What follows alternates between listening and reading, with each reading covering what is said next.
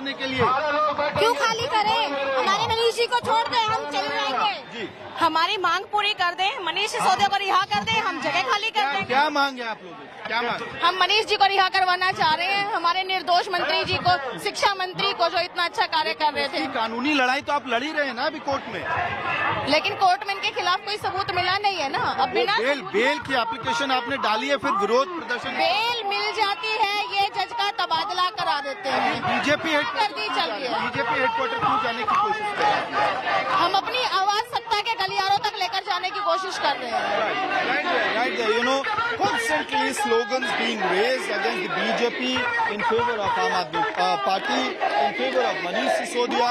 So clearly another show of strength being done by AAP Karyakartas, AAP workers at the Deen Dayal Upadhyaya Marg, and constantly they are making efforts to reach out to the BJP headquarters. But what appears now is that many of them have gotten down of the barricades. They are sitting on dharna right now. And on the other side, barely a few meters away, barely 200 meters away from here, is Manish Sisodia, former Delhi Deputy Chief Minister. He has reached the Rouse Avenue Court, and the CBI's 5-day custody of Manish Sisodia ends today. Manish Sisodia has been already brought to the Rouse Avenue Court, and today Manish Sisodia's lawyers will push for his bail. And I have asked Aam Aadmi Party MLAs, I have asked Aam Aadmi Party legal team, as you heard Somnath Bharti saying, that they are going to push a similar ground that they had put forward in front of the Supreme Court. They want to say that investigation is going on for a year now, and no concrete evidence have been found by the CBI or the investigative agencies against Manish Sisodia. So they are going to put forward the similar arguments that they had given in the Supreme Court. And along with that, they are also going to argue that there is no flight risk as far as Mr. Sisodia is concerned.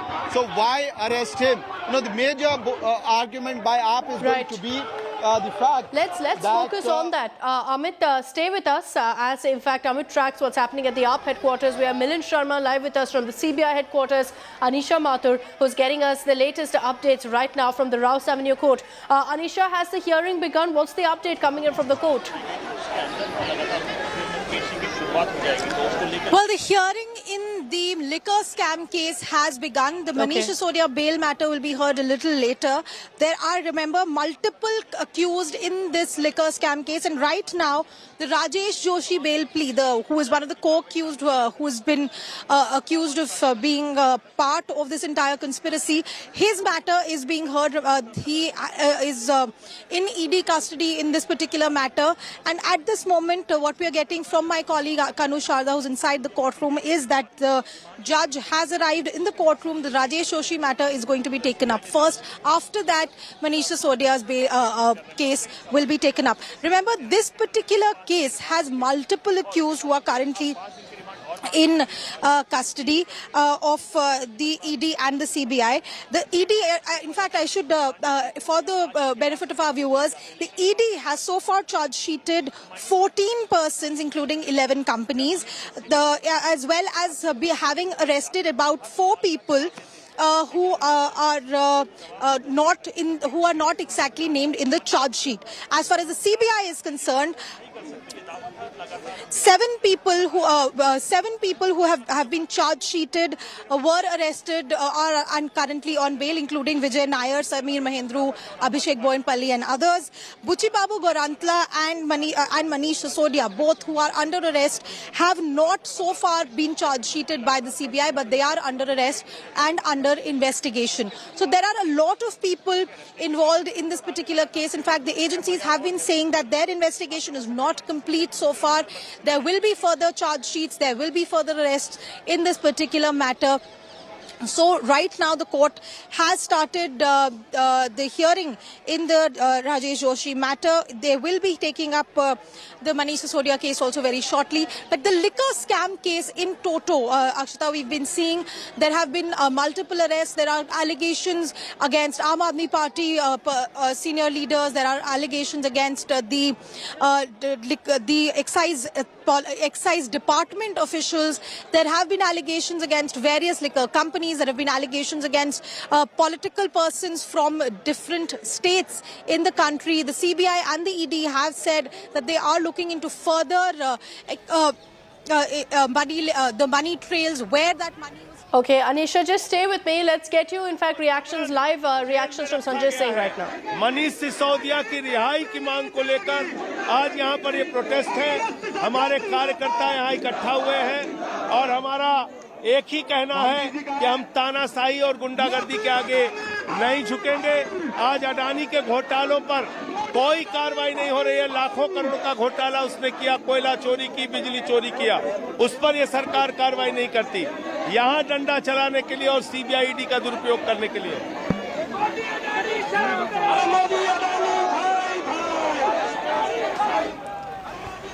So reaction coming in there from AAP, Sanjay Singh. This protest that you see on your screens is just meters away from the Rouse Avenue court. This is in fact on the DDO Marg in Delhi, where the AAP headquarters is. Right next to that is the BJP headquarters, and right down the road is the Rouse Avenue court, where Manish Sisodia has currently been produced and where the hearing is expected to begin in just a few moments from now. The hearing in this case has begun, as Anisha told us, but as far as Sisodia's bail matter is concerned, that's going to come up next in the court. So we'll have to see what really emerges, but clear at this point that AAP is in fact demanding the release of Sisodia. Let's cut across to reactions that are coming in.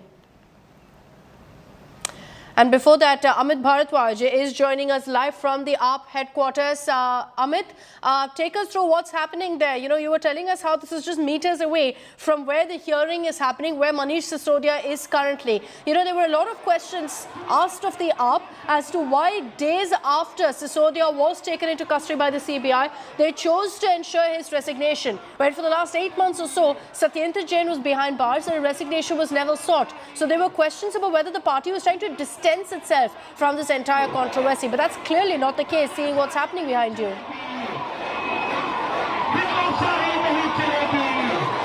Akshata, you know, today definitely Aam Aadmi Party is doing a massive show of strength, and especially on the day when Manish Sisodia is being produced in the Rouse Avenue court.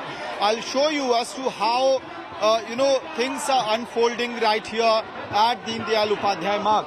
On this side, this particular lane that you are seeing leads to the Rouse Avenue court, where Manish Sisodia is sitting right now. You know, he has been brought from the CBI headquarters to the Rouse Avenue court. So you have police barricades which have been put here to stop the AAP Karyakartas to move forward. However, the entire agenda of the Aam Aadmi Party Karyakartas today, what it seems is that I just want to give an update to our viewers. Amit, just stay with me. The update that's coming in right now is that the hearing in the Sisodia bail matter has begun in the Rouse Avenue court before a special CBI judge. Live updates that are coming in from Kanu Sharda, who's inside. The special CBI judge there is asking, do you need an extension? CBI saying Sisodia is not cooperating with the investigation. So that's the big headline that's coming in right now.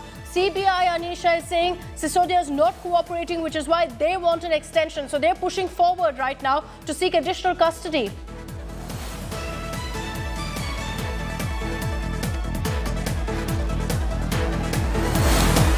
Okay, we'll go across to Anisha in just a bit. Let me round up for you the latest updates that are coming in. The special CBI judge is asking, why do you need an extension?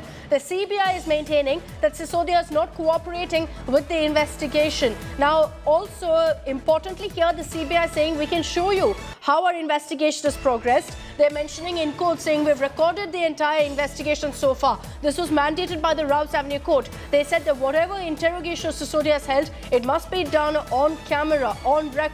So the CBI is saying we have that recording, we have the CD with us, the court can watch it if it pleases. We also have a case diary. So the judge right now is asking for that case diary. The judge is going to go through, in fact, the questioning that's been happening to see if he's not cooperating. The big update that's coming in is that the CBI is seeking 3 days of additional custody. The judge has also asked how many hours has Sisodia been questioned so far. We'll give you what the CBI said in that, but the CBI right now is saying we want 3 days additional custody of Manish Sisodia. So this is the big breaking news that's coming in. Earlier, the CBI had asked for 5 days. They got that particular request. They got 5 days of Sisodia's custody. They're saying that he's not cooperating in the investigation, and that's why now they want an extension. They're saying 3 days of custody is required. Why? The CBI is mentioning right now in court, saying that Sisodia is not cooperating. He is yet to be confronted with other co-accused in this case. There are several others who've been taken into custody in this liquor scam. There's been a trail of money which the CBI, the Enforcement Directorate, is looking into, and they say all of it links to Manish Sisodia. To prove that, the CBI right now in court is saying that we want to confront Sisodia with the other accused. And what's important to highlight here is that time and again the CBI is saying the reason we need 3 more days of custody here is because Sisodia is not cooperating with the investigation. Anisha Mathur is back with us. Anisha, big updates coming in right now from the court. The CBI is seeking 3 more days. They're saying Sisodia is not cooperating. We can provide the case diary to the judge. Well, yes, Akshita, very serious allegation being raised again by the CBI, saying that Manish Sisodia, who's been in their custody for 5 days, is not in fact cooperating with the investigation, that he has been confronted with the evidence, that they want to also confront him with other accused. And the CBI also raising the allegation that some of the key documents are missing in the case and they need to trace that, and that is why they need continued custody of Manish Sisodia. Remember, this is an allegation that had been raised earlier as well, that some key documents have gone missing, that a lot of the evidence was sought to be destroyed, that there are devices, etc., which were destroyed by the Aam Aadmi Party leaders. Now, my colleague Kanu Sharda is inside and sending us minute-by-minute updates of this hearing. CBI has sought 3 more days custody, where they have said that Sisodia, in fact, wasted a day of questioning because he had gone to the Supreme Court to file his petition that they have to also confront Sisodia with the other accused and try and trace the documents that are missing. So CBI is still raising very serious allegations against Sisodia of trying to hamper the investigation, of trying to destroy documents of the evidence in this particular case, and we'll have to see what the court now says and what the lawyers for Manish Sisodia will have to say about this particular allegation by the CBI, because the CBI is asking for 3 more days of custody for interrogation of Manish Sisodia. The judge, of course, had asked the CBI to explain how many hours has he been interrogated for, what has he exactly said.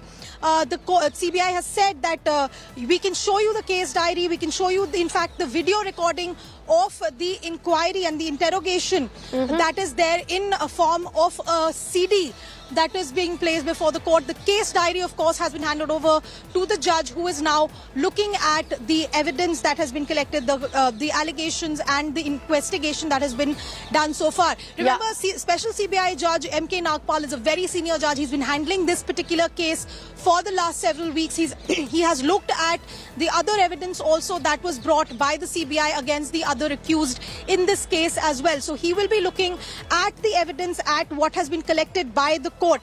Now, now we're just getting an update from my colleague Kanu, who's inside the courtroom. Senior Advocate Dayan Krishnan, who is the counsel for Manish Sisodia, has started his line of arguments. Dayan Krishnan has said that is now citing precedent judgments to say that you cannot force an accused to give answers to the CBI. They can only be questioned, that there is no progress made by the CBI. The non-cooperation cannot be grounds for remand. That is the argument that is being raised by Manish Sisodia's lawyers.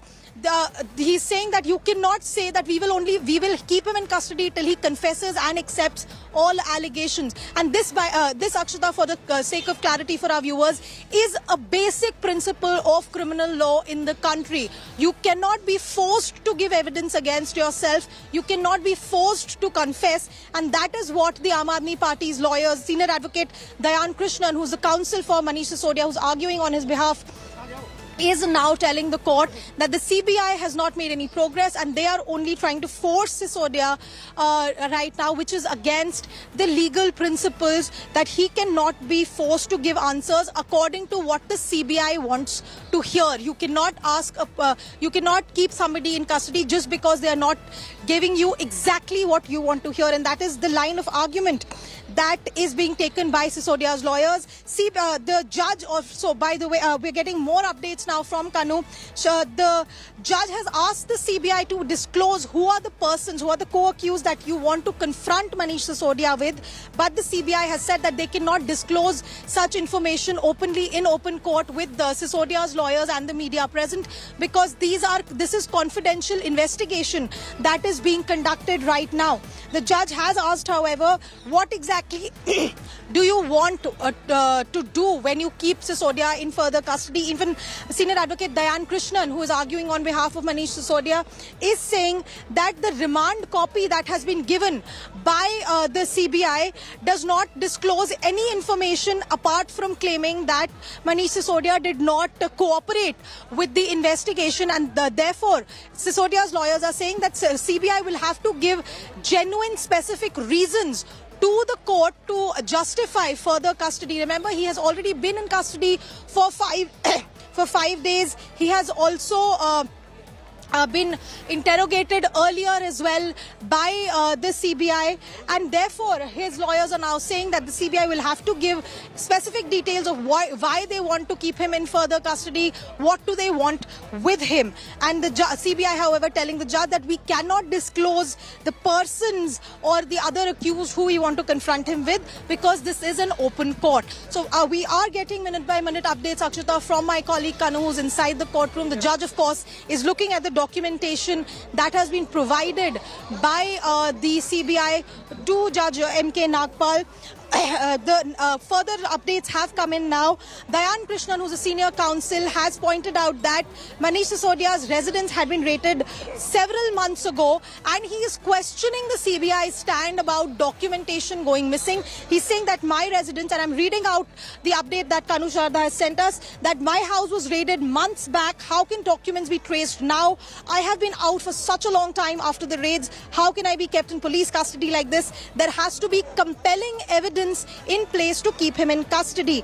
And however, the judge seems to be accepting the CBI's line of argument that not everything can be written down in the remand application. They'll have to see what else is being said by the CBI. So all in all, very interesting arguments going on inside the courtroom as Manish Sisodia's lawyers argue that the CBI is hiding why they want to keep Sisodia in custody. The CBI is not disclosing what kind of evidence has been found or who are the persons that they want to confront Sisodia with. While the CBI says these are confidential aspects of the investigation, everything cannot be put in the remand application, and that there are other co-accused that they want to confront Manish Sisodia with, and therefore they need 3 more days of custody. We'll have to now wait to see what the judge's response to all of these arguments is going to be. But very clearly the judge is questioning both parties. At one point the judge asked the CBI who exactly are the people you want to confront him with, and on the other side the judge is also pointing out to the lawyers for the accused, for Manish Sisodia, that not everything can be written down in black and white before the court. Some things need to be kept confidential. So the hearing, of course, Akshita, is going on. We are getting updates on a regular basis from my colleague Kanu Sharda, who's inside. But right now, the arguments are ongoing. Now, after Dayan Krishnan, Senior Advocate Mohit Mathur is also arguing on behalf of Manish Sisodia. He has said that they moved the Supreme Court under Article 32 seeking quashing of the FIR, and it is not that the Supreme Court's order was a setback. It is simply that the Supreme Court had said that alternative remedies are available with us. Remember, the CBI in its arguments just a few minutes ago had said that Manish Sisodia had tried to waste time and delay the questioning by approaching the Supreme Court. His lawyers are now taking the stand that the Supreme Court proceedings were only for quashing of the FIR itself, that the remand order, that the police custody remand was never challenged before the Supreme Court, and therefore the CBI cannot now argue that Manish Sisodia was trying to delay or interfere in these ongoing proceedings or in these or in the ongoing interrogation that has happened right now. So a heated argument is going on inside Akshita as we speak. They are, the Sisodia's lawyers, of course, saying that further remand should not be granted to the CBI, that the CBI has already had him in custody for 5 days, that he has already faced questions, that the CBI had already, in fact, raided his residence and seized all documents. So now they cannot raise the allegation that documents have gone missing. They've also said that order of remand is an exception and not the rule, which basically is their line of argument that just because the CBI is asking for custody does not mean that the court is obliged to grant custody. The court needs to look at all aspects of the investigation. The court needs to look at what has been happening in the investigation so far. They're also saying that further remand should not be granted. Of course, Sisodia's lawyers are opposing the demand for further custodial interrogation of the former Deputy Chief Minister of Delhi, even as the CBI is saying that they need him to be confronted with other accused and with the other evidence that is there in the case. Just, I'm going to try and get a comment now. One second. Pradeep ji, idhar aaiye, jaldi idhar aaiye. We're trying to get a comment now. Menaka Guruswamy, you can call one of the other co-accused in the back. I'm sorry. I have no comments. I'm so sorry. I'm so sorry. No comments at all. So Akshita, this was Senior Advocate Menaka Guruswamy who was arguing on behalf of one Anisha, of the other co-accused. Anisha getting us the live updates right now from the Rouse Avenue court. She's been breaking down in great detail what's really playing out, what's the CBI's argument, what's been Sisodia's legal argument as well. At this point, I want to bring in Manish Pandey as well, who tracks the agencies for us. Manish, what's clear is that the CBI hasn't been satisfied with the interrogation of Sisodia, how it's gone through in the last 5 days. And that's why, as we speak in the Rouse Avenue court, they're saying give us 3 more days. Sisodia wasted 1 day because of the Supreme Court case. We need 3 days to confront him with other accused.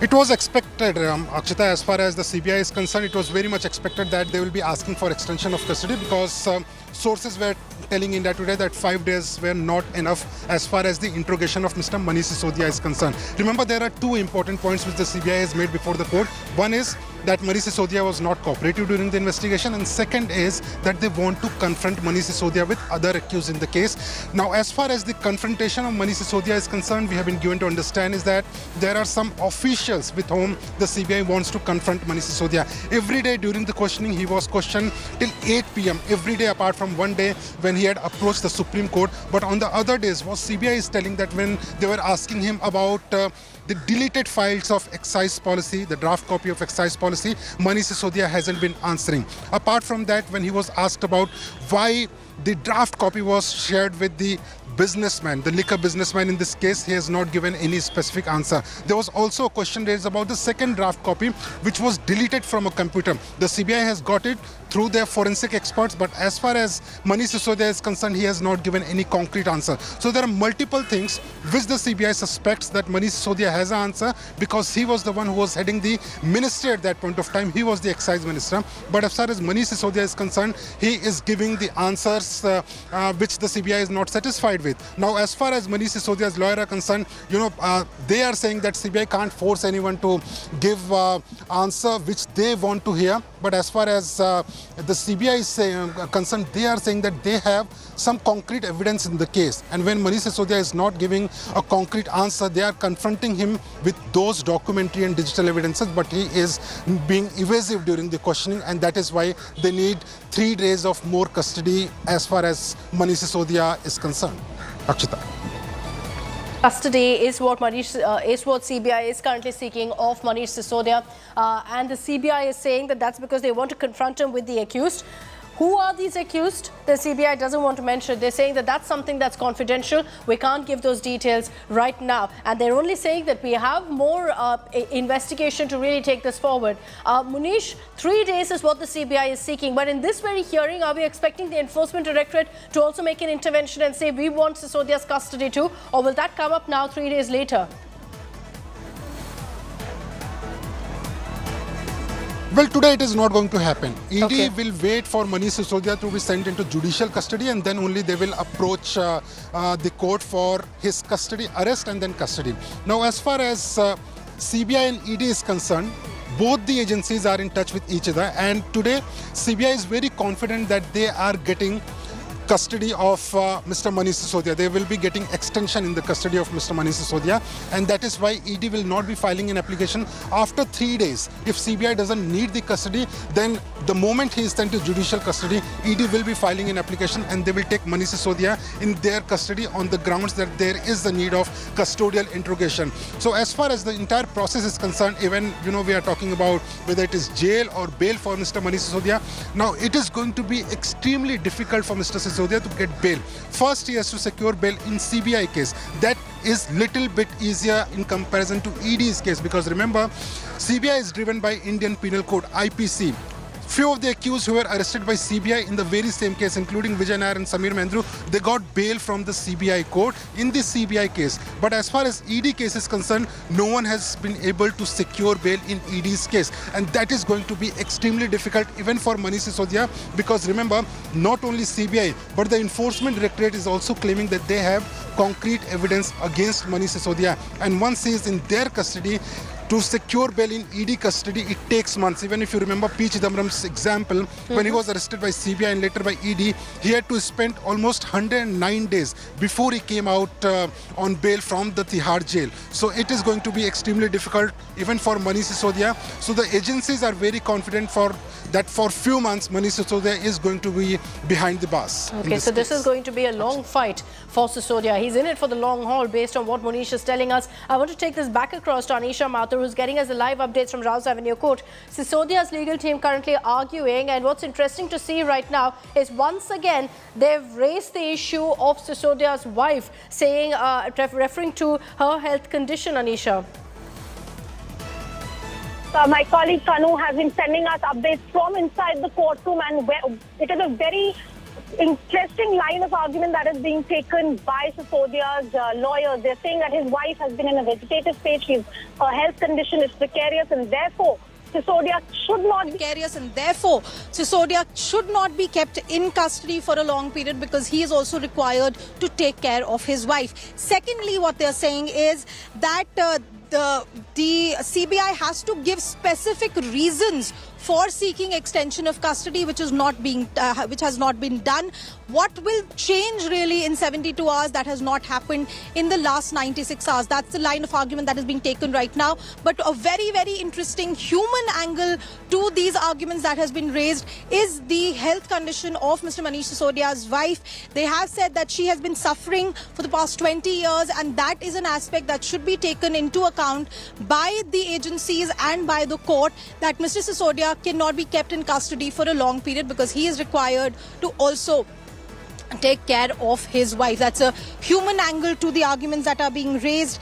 But now the bail application has also been mentioned before the court. The senior advocate Mohit Mathur has informed the court that they have moved a bail petition and have sought release of Manish Sisodia from arrest, now that the detailed arguments with regard to the remand application have already been heard by the court. So we will see further arguments going on this issue in the next few minutes, which our colleague Kanu is going to be updating us every minute by minute. The legal team of Manish Sisodia is trying to raise both legal principles and human concerns, humanitarian concerns as far as Manish Sisodia's release is concerned. They have attacked the CBI for not for not being able to complete their investigation. They've attacked the CBI on the grounds that Sisodia's house had been raided earlier, that all documentation is already with the CBI, and at the same time they have raised the the heart-wrenching argument regarding Mr. Sisodia's wife and her health condition. So we are seeing both lines of argument continuing before the court. The judge right now is looking at the case diary. He's looking at the documentation that has been submitted by the CBI to the judge. Now remember, the case diary as the confidential document can be shown by the judge. The details of the investigation are in the case diary, which are not actually there in the remand application. There are several details that are put in the case diary which are not actually spoken out loud in the courtroom in a public forum, which is actually considered a public forum. So the arguments that Sisodia's lawyers have raised, that the remand application does not give specific reasons for seeking further custody of Sisodia, that is something that could be there in the case diary. It is possible that the CBI may have put some things in the case diary that are not available in the remand application that is publicly shared with the lawyers of the defense, with the defense lawyers. So we'll have to wait for further updates from Kanu Sharda, who's inside the courtroom. At this moment, a very interesting line of argument by Sisodia's lawyers that his custody is not required, that he has already cooperated with the investigation, that all documentation was seized by the CBI months ago. And now, after several months, they cannot now raise the argument that some documents are missing, because everything that was seized by the CBI in raid several months ago, and Sisodia was not arrested at the time when these raids were conducted. And that is the argument that is being raised by his lawyers now, that his liberty is at stake. We're getting breaking updates now. Akshita, my colleague Kanu has just sent in an update saying that Sisodia's bail application will be heard on the 10th of March at 2 p.m.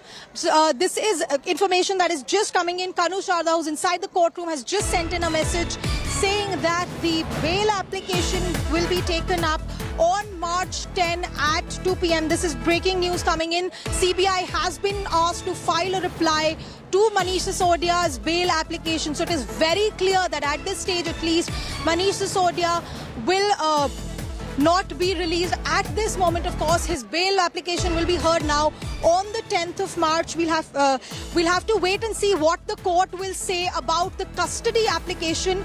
The court has reserved its verdict on the CBI's application seeking 3 days further custody. So what does this mean, Anisha? What does this mean?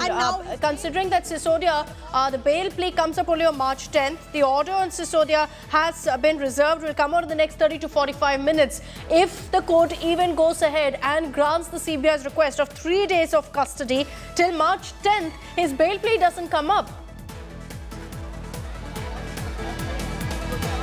Well, definitely, Akshita. So now, see, today is the 5th. Sorry, I beg your pardon. Today is the 4th of March. 3 days custody will mean 5th, 6th and 7th, which means that on the 6th, he will now be brought to the... I beg your pardon. I apologize for the messing up the dates. Today is the 4th.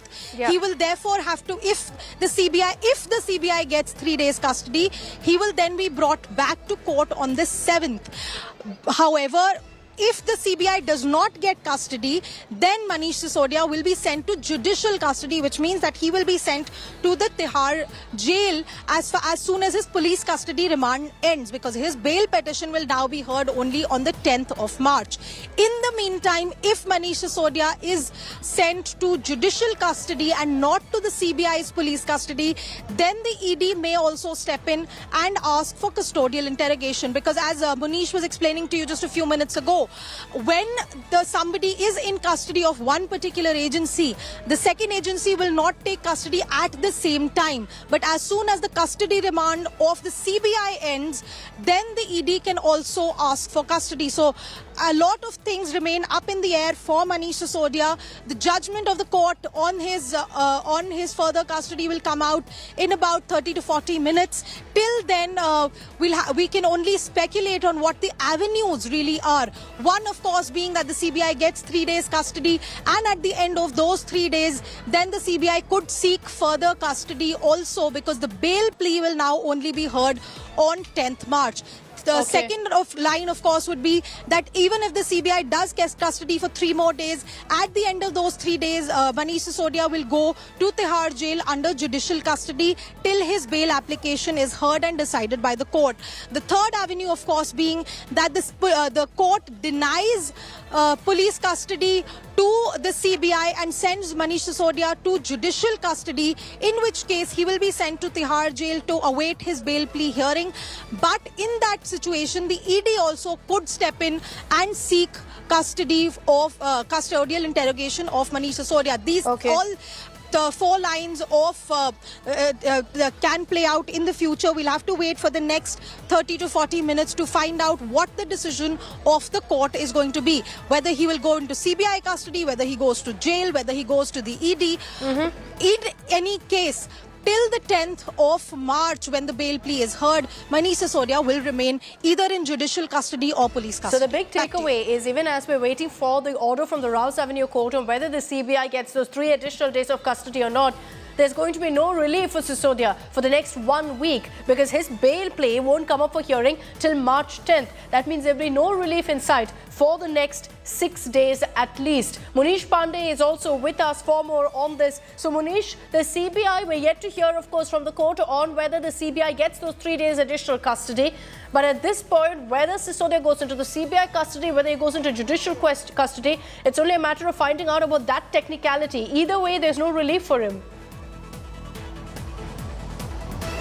There's no relief for Manish Sisodia at least till 10th of March. Yeah. And as far as CBI is concerned, I spoke to certain officials. They are claiming that they are very confident of getting the extension in Manish Sisodia's custody, which means that they'll wait for the court order, but they are expecting that the court order will come in their favor. As far as, these dates are concerned, Akshita, this will become extremely important as far as Manish Sisodia's bail is concerned. Because remember, even if CBI gets the custody, the bail application will only be heard on 10th of March, and in all possibility CBI can go to Tihar jail if he is sent to judicial custody, arrest him and then take custody from the court, because they are within their rights to arrest Mr. Manish Sisodia after questioning. Now, as far as CBI's strategy is concerned, they are planning that they will get extension today and later they will confront Manish Sisodia with certain accused in the case. And remember, there are at least 8 to 10 accused who have been arrested by CBI or ED or both the agencies. As far as there are excise officials, they are extremely important, because remember, one of the officer has given a statement against Manish Sisodia under section 164 of CRPC. Okay, Manish, just stay with me. Let's get reactions. Anisha Mathur tracking those updates. Lok Sabha चुनाव में जिस तरह से जोधपुर की जनता ने देश की जनता को जिस तरह से नरेंद्र मोदी जी को प्रधानमंत्री बनाना. Okay, so that is Minister Gajendra Shekhawat currently speaking on another issue. So we'll cut across live and we get reactions on this story that we're currently tracking. Munish, my apologies for cutting you short earlier, but you were explaining to us how there's no relief. Another aspect I want to focus on is that the CBI on record has said now, Munish, that there were files that are missing in this case.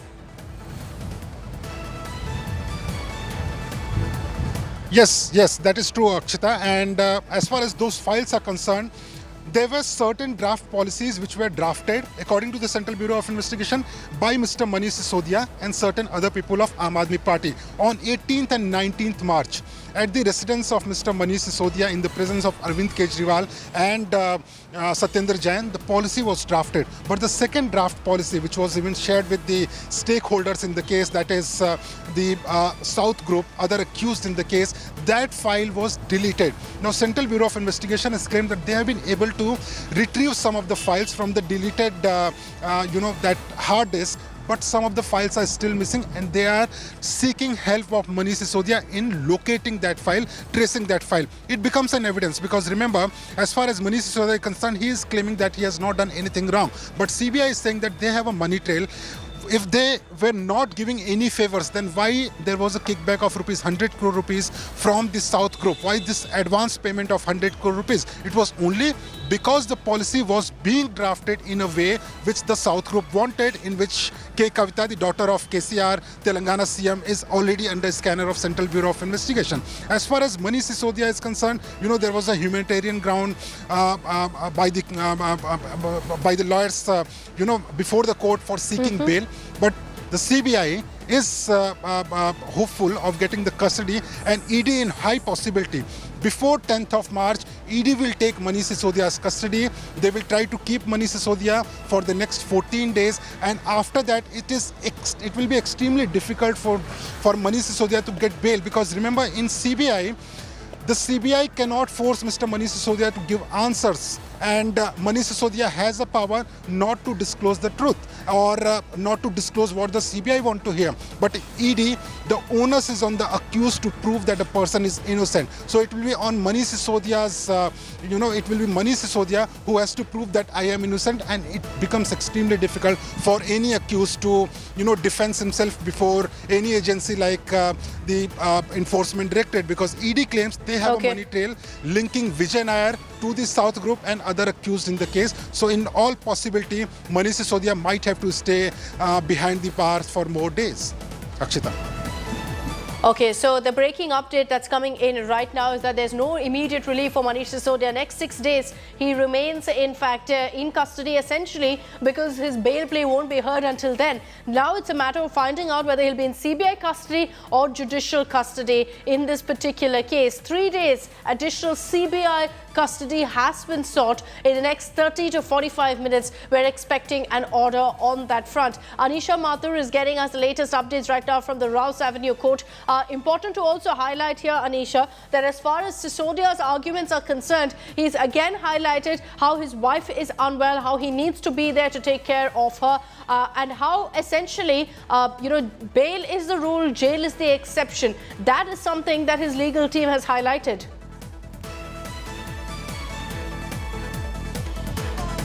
Akshita, the hearing, of course, is now concluded inside the court of Special Judge M.K. Nagpal. The arguments on Manish Sisodia's by Manish Sisodia's legal team have been that there is no reason to keep him inside the jail, that there is no reason to keep him in custody because all the documentation is already with the CBI, that he's also already undergone interrogation in this particular case, and we can see a lot of police personnel are now coming outside of outside the Rouse Avenue Court. I'm going to ask Pradeep to pan and show you a lot of people. The police is coming out. The co-accused in this particular case are being brought out.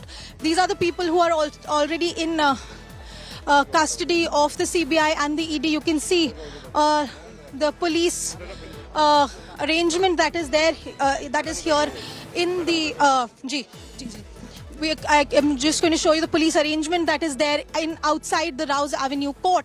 And of course, Manish Sisodia's legal team making the argument that he should be granted bail, that he should not, the custody should not be extended because the CBI has not been able to give specific reasons for keeping him in custody. They've also raised legal principles saying that bail, not jail, is the legal principle, that there has to, that you cannot force someone to answer the CBI's question according to what the CBI wants to hear, that you cannot keep somebody in custody till they in fact give you what you want. You cannot force somebody to give evidence against themselves. All of these are the legal principles that were raised by Sisodia's legal team. Senior Advocate Dayan Krishnan, Senior Advocate Mohit Mathur, both of them gave detailed arguments, even as the CBI through its special prosecutor had argued that there is need for custodial interrogation of Manish Sisodia to continue in this particular case. So in just a short while, we should find out more about what the final decision of the court has been, because the court is going to pass its order in about 30 odd minutes. He has reserved his verdict. Special CBI Judge M.K. Nagpal has reserved his verdict after hearing both sides of the argument. In fact, the judge has also looked at the case diary. He has also looked at the confidential information that was put before him by the CBI regarding the course of their investigation. So all of that will be considered, and very shortly, in about half an hour or so, we are expecting that the verdict will come. However, as we have been discussing, even if CBI does not get custody of Manish Sisodia at this stage, even if the CBI does not get the 3-day custody that they have sought for, Manish Sisodia will not be walking home from Rouse Avenue Court today. He will have to wait till the 10th of March when his bail plea is heard. by the court, and if his bail plea is decided in his favor. At the same time, as Manish was just pointing out, the ED is also likely to seek his custody in the meantime. If the CBI does not get custody, there is a chance that the ED may also seek Manish Sisodia's custody. Either way, it is a long road ahead for Manish Sisodia, former Deputy Chief Minister of Delhi, as he has been arrested in the liquor excise policy case with the CBI, claiming that they are tracing evidence of kickbacks received by leaders of the Aam Aadmi Party for changing the liquor policy specifically to benefit certain liquor cartels. What's very clear right now is that there's no relief whatsoever for Manish Sisodia right now coming in from the court. His bail plea comes up for hearing next on March 10th. But what we're waiting to find out is whether CBI gets their way. They want 3 days of custody additionally. But Manish, if you were tracking really all the arguments that happened, Sisodia's legal team also said this. They said in 5 days, they couldn't achieve anything. The CBI couldn't achieve anything in the investigation. What are they going to achieve over 72 hours? Why is it that the CBI wants 3 more days, Manish? Is it only to go ahead and confront Sisodia with other accused, who, by the way, the CBI refused to name in court? Well, Akshita, these are arguments and counter-argument by the lawyers of Mr. Manish Sisodia. As far as the CBI is concerned, what they are claiming that out of 5 days, they were able to question Mr. Manish Sisodia every day till 8 p.m. That is almost 8 hours of questioning every day. Now, in those 8 hours, Manish Sisodia was asked multiple times regarding the excise policy, regarding the changes in the draft policy, and also regarding the deleted files of the excise policy draft. Now, the CBI sources have told India Today that Manish Sisodia is not giving any concrete answer. He is aware of certain facts, but he is not disclosing it before the agencies. On the other side, what the lawyers are saying that you want Mr. Manish Sisodia to say things which you want to hear. That is not how the questioning is done. So the lawyers are saying of Mr. Manish Sisodia that CBI has not achieved anything. But remember, CBI is claiming that they have got certain leads during the questioning of Mr. Manish Sisodia, and that was presented during the case diary before the court. Why this case diary? Because CBI at this point of time, at this stage of investigation, they do not want others to know about their strategy, their plan of questioning Mr. Manish Sisodia, who they are going to confront Mr. Manish Sisodia with. So these are the things which they have mentioned in the case diary. Okay. That case diary was shown to judge so that they can get custody of Mr. Manish Sisodia. It will be end of the day on the wisdom of the court that what they decide. But as far as CBI is concerned, what they are claiming that certain evidences have been mentioned in the case diary based on which they are confident that they will be getting extension in the custody of Manish Sisodia. So let's see what happens in the court. We're expecting that about 3:15 or so, we should have some clarity on which way the court judge will rule, whether the CBI gets those 3 days of additional custody or not. Anisha, Munish, request both of you to stay on with me. We're slipping into a very short break here on India Today. We're continuing to track all the updates that come in from the Rouse Avenue Court on the other side, so stay with us.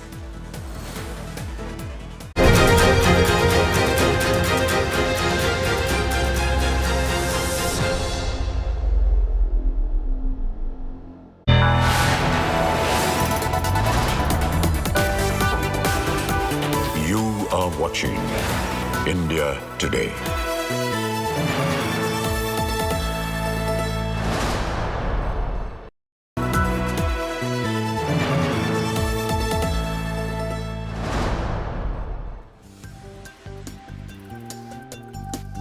All successful people worked hard, nothing comes easily.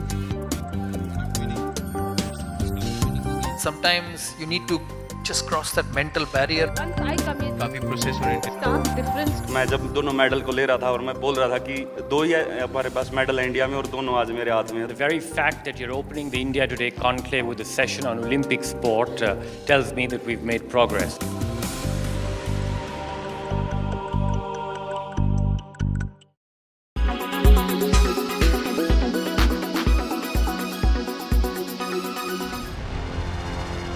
Karnataka is the only southern state where the Bharatiya Janata Party has ever formed a government. But Karnataka is doubly special for the BJP because Karnataka is the first state where the party formed in 1980 first got the taste of power as the ruler. And if there was one man who played a very crucial role in establishing the BJP in this state, then it had to be B.S. Yedurappa, or BSY, a seasoned and wily politician who would come up with a much discussed political strategy called Operation Lotus.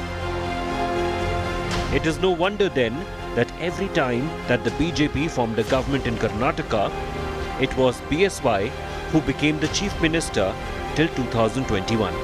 4 times the BJP staked its claim to govern Karnataka, and 4 times BSY took the chief minister's oath of office. And 4 times BSY had to resign before he could complete his term. Twice Chief Minister Yedurappa resigned because the BJP could not ensure the confidence of the House. Ironically, the remaining 2 times, Yedurappa had to resign because he himself lost the confidence of the BJP. It was on 26th of July 2021 that 4-time Karnataka Chief Minister announced his resignation. 5 decades in politics, 2 days to 3 years at any one time in the Chief Minister's chair. Many thought that was the end of B.S. Yedurappa.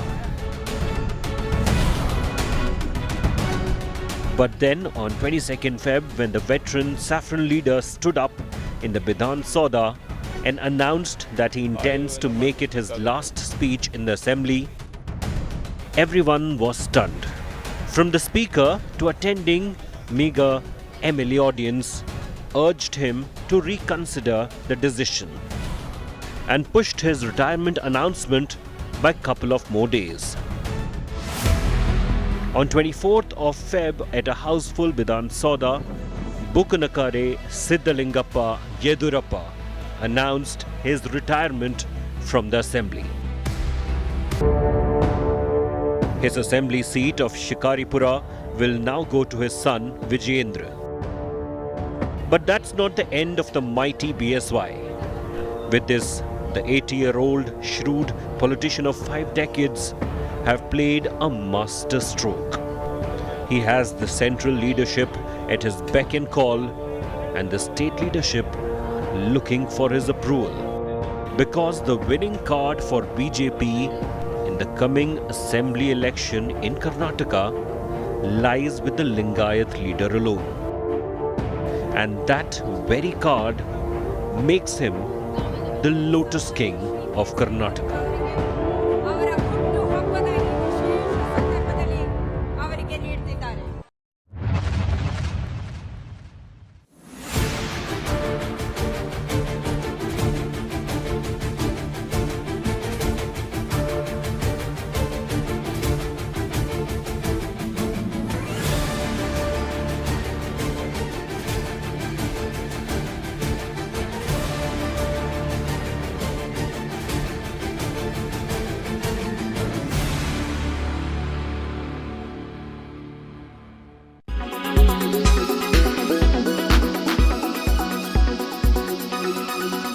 Make your media plan smarter with India Today Live TV on your connected devices. Amplify your brand with 100 million smart internet viewers. To advertise, mail us at sales@aajtak.com.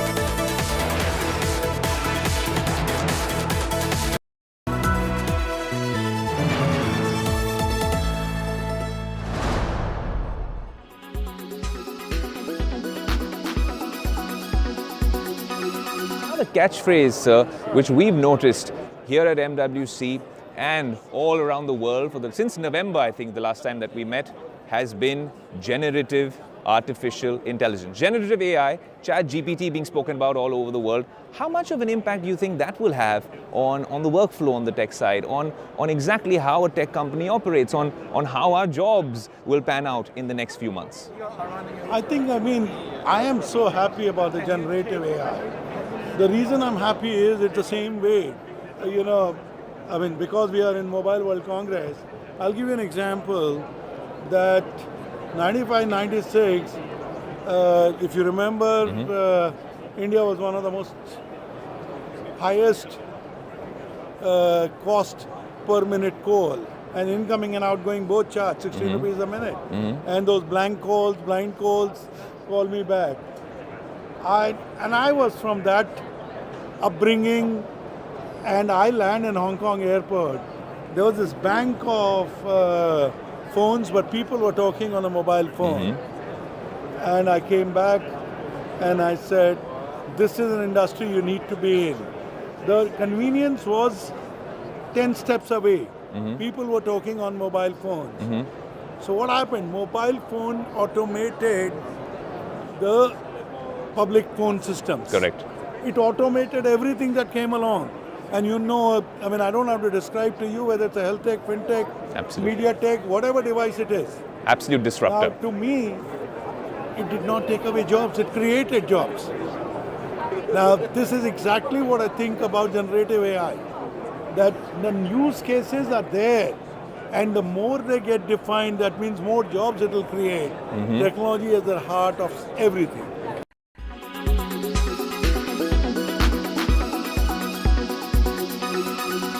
Make your media plan smarter with India Today Live TV on your connected devices. Amplify your brand with 100 million smart internet viewers. To advertise, mail us at sales@aajtak.com.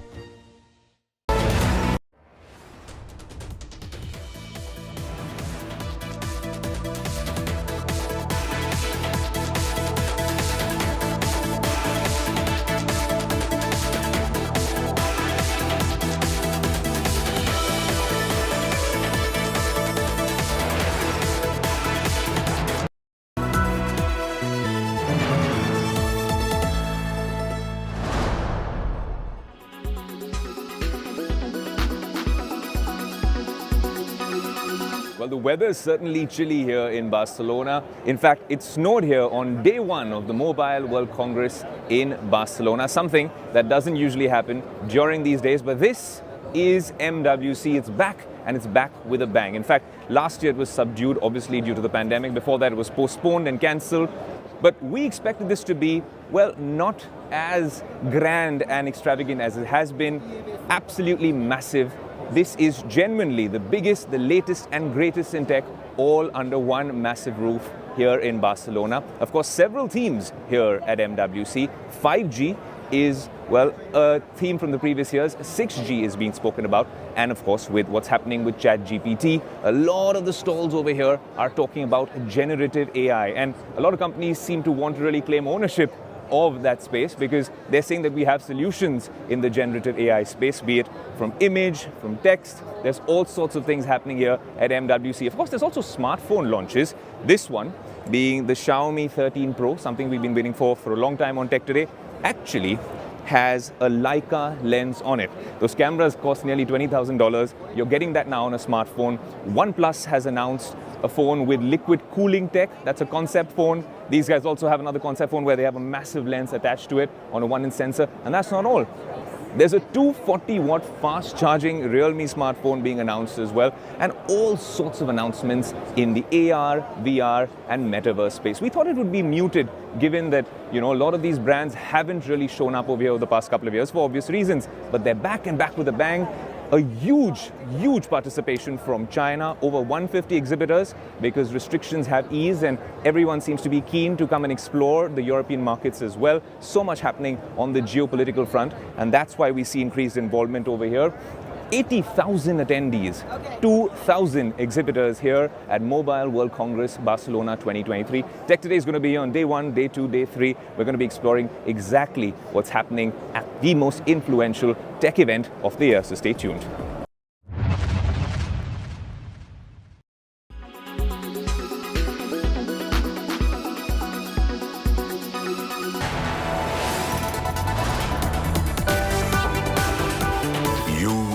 watching India Today.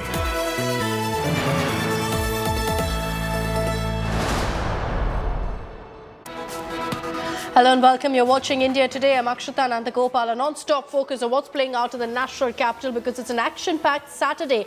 Manish Sisodia has been produced in the Rouse Avenue court. No relief for him as his bail plea now comes up for hearing only on March 10th. What exactly does that mean? We're going to be telling you in just a bit. The headlines first. Big blow for Manish Sisodia. Court defers bail plea hearing to March 10th. CBI in court says Sisodia is not cooperating.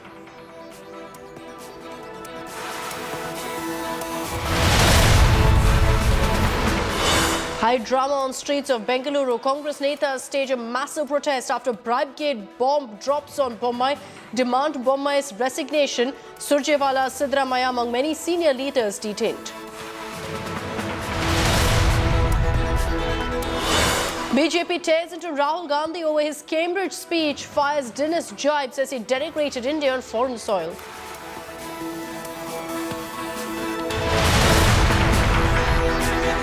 Chilling Umesh Pal murder details. Atik's men threatened him for a piece of land, sought 1 crore rupees as extortion money and killed him because he refused to pay up.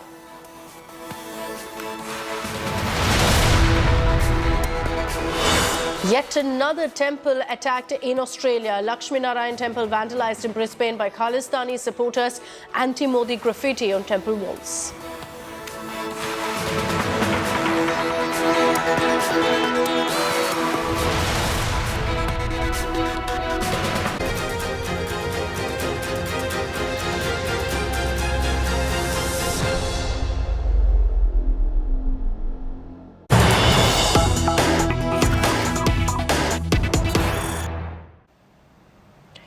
Kejriwal has spoken once again on the liquor scam and on the fact that his lieutenant, his trusted right-hand man Sisodia, is in jail.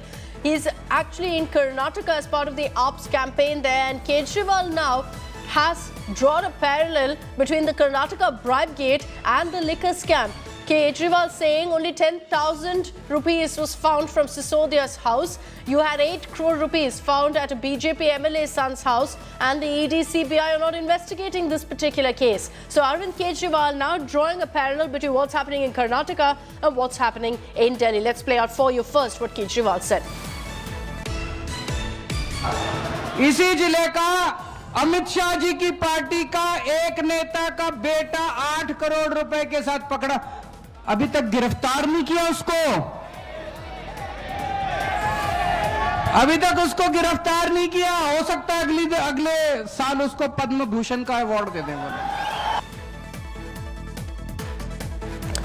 So that is the attack that's coming in from Arvind Kejriwal, saying 10,000 rupees was found in Sisodia's house, 8 crores was found at a BJP MLA's house, BJP MLA's son's house and in his properties. Kejriwal is saying, where's the ED and the CBI in this particular case? So you can feel ripples of the liquor scam now playing out in Karnataka as the Bribegate has rocked politics there. Arvind Kejriwal saying, you've taken on Sisodia, why aren't you arresting the BJP MLA and his son? Let's play out for you that comment by Kejriwal again. इसी जिले का अमित शाह जी की party का एक नेता का बेटा 8 करोड़ रुपए के साथ पकड़ा, अभी तक गिरफ्तार नहीं किया उसको,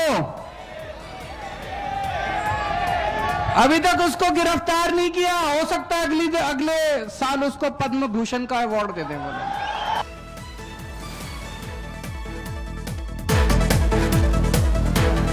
So that's one comment that Kejriwal has said. We're going to be giving you a second comment at that same event where Arvind Kejriwal has compared the liquor scam with the Bribegate, saying that there was only about 10,000 found in Sisodia's house during raids, and yet he's been taken into custody by central agencies. All right, big breaking news that's coming in right now. The CBI has gotten 2 days of custody of Manish Sisodia. The big breaking news that's coming in.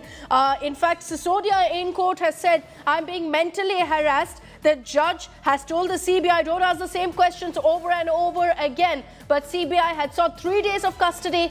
They've got 2 days now. Anisha Mathur joining us with more details on this. Anisha, break down for us what exactly the court has said. Well, from what the information that has come out to us, my colleague Kanu Sharda is inside and is sending us minute-by-minute updates. This judge has granted 2 days custody of Manish Sisodia to the CBI.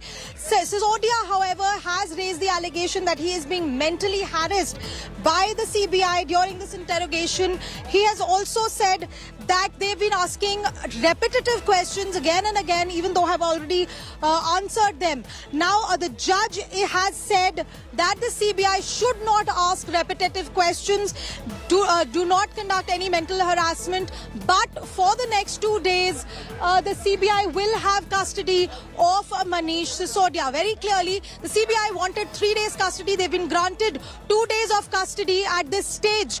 But clearly, Akshita, CBI has got some part of what they wanted. Manish Sisodia will remain in their custody. They will get a chance to interrogate him even further. And I'm going to ask my camera person to sort of pan and show you what's happening now. Again, police arrangement here has come again, getting stricter. We are being asked to move away from the gate. I just want to update our viewers right now, Anisha, because I'm sure you're also tracking. Sisodia is going to come out.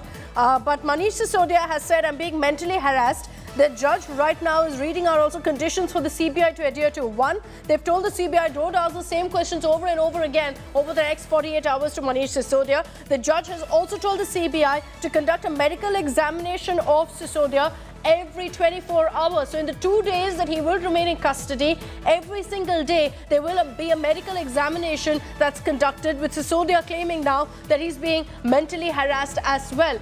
So these are some of the conditions put forth by the judge. We'll go across to Anisha in just a bit. I want to bring in Munish on this. The CBI will be very happy with this development, Munish. They asked for 3 days. They've got 2 days of Sisodia's custody. So essentially over the next 48 hours, they will have to go ahead and confront him with the accused as they wanted.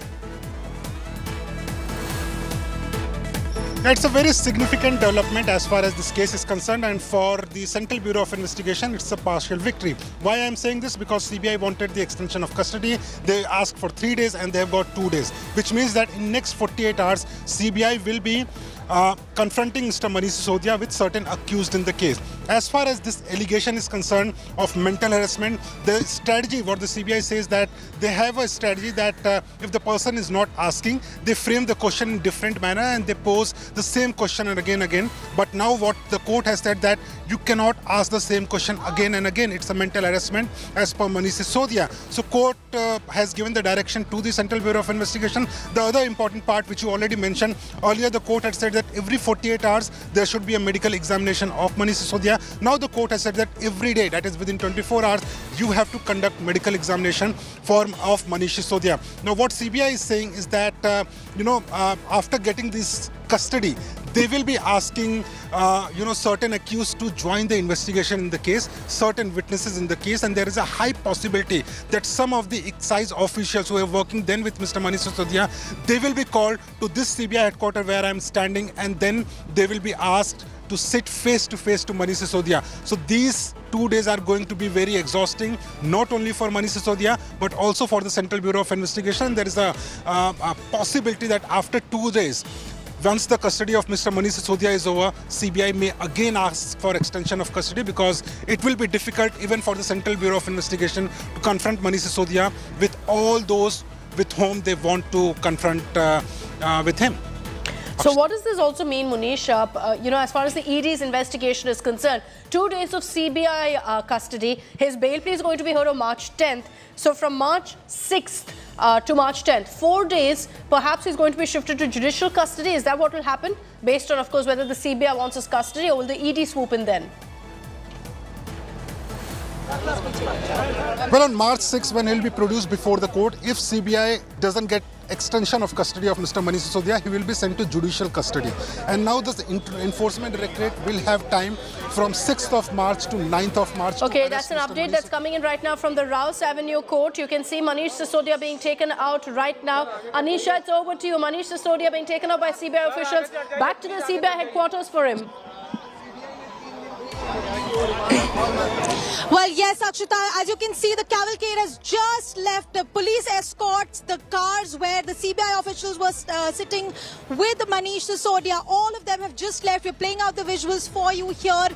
And the cars have just left. Manish Sisodia has been taken back to the CBI headquarters for the next 48 hours. The CBI has been granted 2 days of custody. The CBI has also been asked to ensure that there is no mental harassment of Manish Sisodia and that he is taken for medical examination every 24 hours. But these 48 hours are going to be very, very crucial. As Manish was also saying, so, Sisodia is likely to be confronted with several other co-accused as well as Excise Department documentation, which the CBI has been saying that Sisodia has not completely cooperated. The CBI has been saying that there are documents that are missing, and now we're just waiting. Akshita, Somnath Bharti is here. We're just getting an update from here. वही reasoning इन्होंने फिर से दी कि भाई कुछ बोल नहीं रहे हैं। मनीष जी को भी जब कोर्ट ने पूछा कि जी आपको तकलीफ तो नहीं है, तो मनीष जी ने भी कोर्ट में कहा कि भाई एक ही सवाल रोजाना 10 घंटे यही पूछते हैं, तो दैट इज ए तकलीफ। जो मेंटल हरासमेंट है कि जब एक बार, 2 बार, 10 बार, 50 बार, 100 बार बता दिया कि हमारे पास कोई कुछ नहीं है, कोई डॉक्यूमेंट नहीं है, कोई एविडेंस नहीं है, तो वो मेंटल हरासमेंट की चर्चा मनीष जी ने भी की कोर्ट के अंदर। अच्छा सर इसमें ये भी बात आई कि 2 नए गवाहों के साथ में उनकी क्रॉस क्वेश्चनिंग की जाएगी, तो वो 2 लोग कौन, मतलब किनके साथ में क्रॉस क्वेश्चनिंग की बात? कोई नाम तो कोर्ट में नहीं लिया गया, लेकिन माननीय न्यायालय ने ये कहा कि भाई जो कुछ भी आपने करना है नेक्स्ट 2 डेज में कर लो, क्योंकि वो कोर्ट वॉज क्यों चाहिए उनको 2 दिन और? वही उनके आर्गुमेंट्स कोई डिफरेंट नहीं थे। What they were saying in the during the first remand, today also they repeated the same thing. That is, he is not answering. He is not answering. He is not saying the truth, which is absolutely ridiculous, because what somebody would answer if he has the same information. So, court का ये view था कि भाई 2 दिन में जो आपने करना है कर लो, और एक बेल एप्लीकेशन हमने मूव किया है, वो बेल एप्लीकेशन की हेयरिंग 10 तारीख को 2 बजे होगी। अच्छा सर एक चीज और बताइए,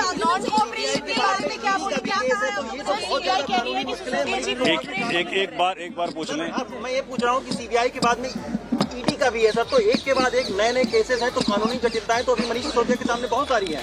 देखिए जटिलताएं कुछ भी हों, लेकिन फैक्ट्स कुछ नहीं है। Facts are that Manish has done nothing, and today entire nation is watching कि जहां सारा स्ट्रेस होना चाहिए था कि भाई मोदी अदानी का जो डुओ है, जिसने देश के सारे रिसोर्सेज को खत्म कर दिया, लाखों करोड़ों का गबन देश को हुआ है, उसकी जांच नहीं हो रही है। और जांच उस व्यक्ति की कर रहे हैं जिसने कि देश को शिक्षा का मॉडल दिया, जिसके कारण पूरे विश्व में हिंदुस्तान का नाम रोशन हुआ, उसकी जांच कर रहे हैं। तो देश खुल्लम खुल्ला देख रहा है किस प्रकार से सीबीआई का मिसयूज हो रहा है, ईडी का मिसयूज हो रहा है, और CBI the way it was during Congress regime a caged parrot, आज भी केज्ड पैरेट ही है। बेल एप्लीकेशन आप लोगों ने क्या कहा है? बेल एप्लीकेशन और 10 तारीख तक तो बेल एप्लीकेशन की सुनवाई नहीं होगी, तो तब तक he will have to stay in jail. No. See the next date after, because 2 days का रिमांड है, so after 2 days the judge will decide whether he has to be given PC or JC.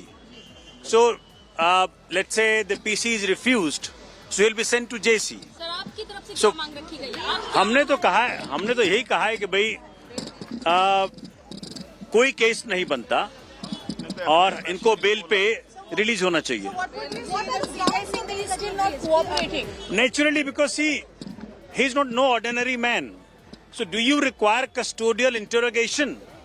Do you have any new ground to seek custodial interrogation? There is nothing new ground. So they were repetitive of what they said last time. And that is why the court, instead of they agreeing to their demand of 3 days custody, only gave 2 days custody and gave sort of a warning also that whatever you wish to do in 2 days. सहयोग का मतलब क्या है? अगर सहयोग का मतलब यह है कि भाई जो वो चाहें वो मनीष जी बोल दें, तो ये तो गलत बात है ना, कि आप टॉर्चर करें किसी व्यक्ति को, भाई जो उनके आकाओं ने उनको कहा है कि भाई ये बोलो, मनीष से ये उगलवाओ, तो मनीष झूठ थोड़ी बोलेंगे। उसके बारे में जो वकील साहिबान है वो बताएंगे, लेकिन ये मैं जरूर कहूंगा कि नरेंद्र मोदी सरकार की तानाशाही अपने चरम पर पहुंच चुकी है। देश और दिल्ली के दो सबसे योग्य और अच्छे मंत्री, अरविंद केजरीवाल जी की सरकार के दो सबसे योग्य मंत्री, जिन्होंने शिक्षा और स्वास्थ्य में अनुकरणीय काम करके दिखाया, आज उनको मोदी जी ने गिरफ्तार किया है। जो मनीष सिसोदिया लाखों बच्चों को अच्छी शिक्षा दे रहे हैं, उनको जेल में डाल दिया। जो अडानी लाखों करोड़ का घोटाला कर रहा है, उसके जहाज में मोदी जी घूमते हैं। तो ये फर्क इस देश के एक एक नागरिक को समझ में आ रहा है, आम आदमी पार्टी के एक एक कार्यकर्ता को समझ में आ रहा है। लेकिन मैं सिर्फ इतना कहना चाहता हूं कि नरेंद्र मोदी जी, आपकी इन कार्रवाइयों से न तो आम आदमी पार्टी का काम रुकेगा, न दिल्ली की जनता का काम रुकेगा, न हमारा कारवां रुकेगा और न केजरीवाल जी की लोकप्रियता रुकेगी। हाँ, ये जरूर है कि आपकी इन कार्रवाइयों से ये साबित हो गया कि भारतीय जनता पार्टी इस देश को अशिक्षित रखना चाहती है, बीमार रखना चाहती है। शिक्षा मंत्री और स्वास्थ्य मंत्री जो अनुकरणीय काम करते हैं, उनको जेल में डाला जाए। जेल में रहेंगे, आप वो सीबीआई की कस्टडी में रहेंगे, उसके बाद सुनवाई होगी। आज दलील दी गई कि होली मनाने दिया जाना चाहिए, पत्नी बीमार है, आपको लगता है कि उसके बाद उन्हें मतलब? अब देखिए, ये तो न्यायालय का फैसला आएगा। क्या न्यायालय का फैसला आता है, उस पर मेरा कोई टिप्पणी करना तो ठीक नहीं है।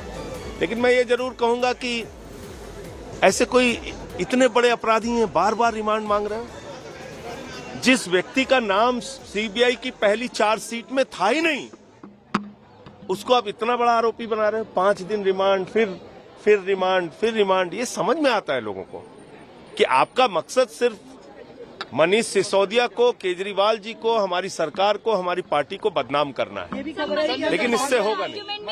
काउंसिल ने बात कही है कि उनको मेंटली हरास किया जा रहा है, की पूछताछ हो रही है, ताड़ना की तरह उन्होंने कहा है। ये मैं तो यहाँ प्रोटेस्ट में था, लेकिन अगर अधिवक्ता महोदय ने ये बात कही है तो ये बहुत ही गंभीर बात है।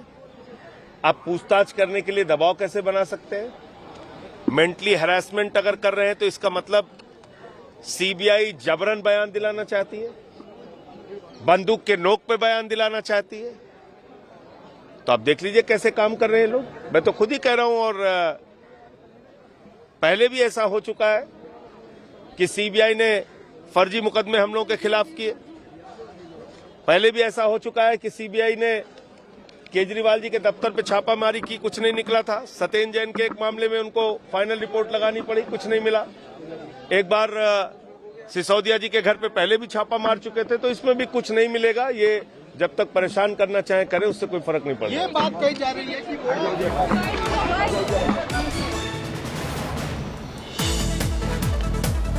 So that is in fact the comment that's coming from Somnath Bharti, who was part of the hearing, where again he's fired the political vendetta charge, saying that once again the CBI had nothing new to offer in court. But the reality is that the Central Bureau of Investigation has been granted the request. They asked for 3 days custody, they have been given 2 days. Sisodia importantly says he's being mentally harassed, that the same question is repeatedly being asked to him by the Central Bureau of Investigation. As a result of him making that comment, the judge has told the CBI, you will not repetitively ask the same question over and over again. Medical examination will be done at regular intervals, which essentially means that every 24 hours there will be a medical examination that's conducted. Anisha Mathur and Manish both are with us for the latest on that. So Manish, now as we speak, Sisodia is being taken to the CBI headquarters. There are 2 aspects here based on which the CBI will seek leads on. One is missing documents,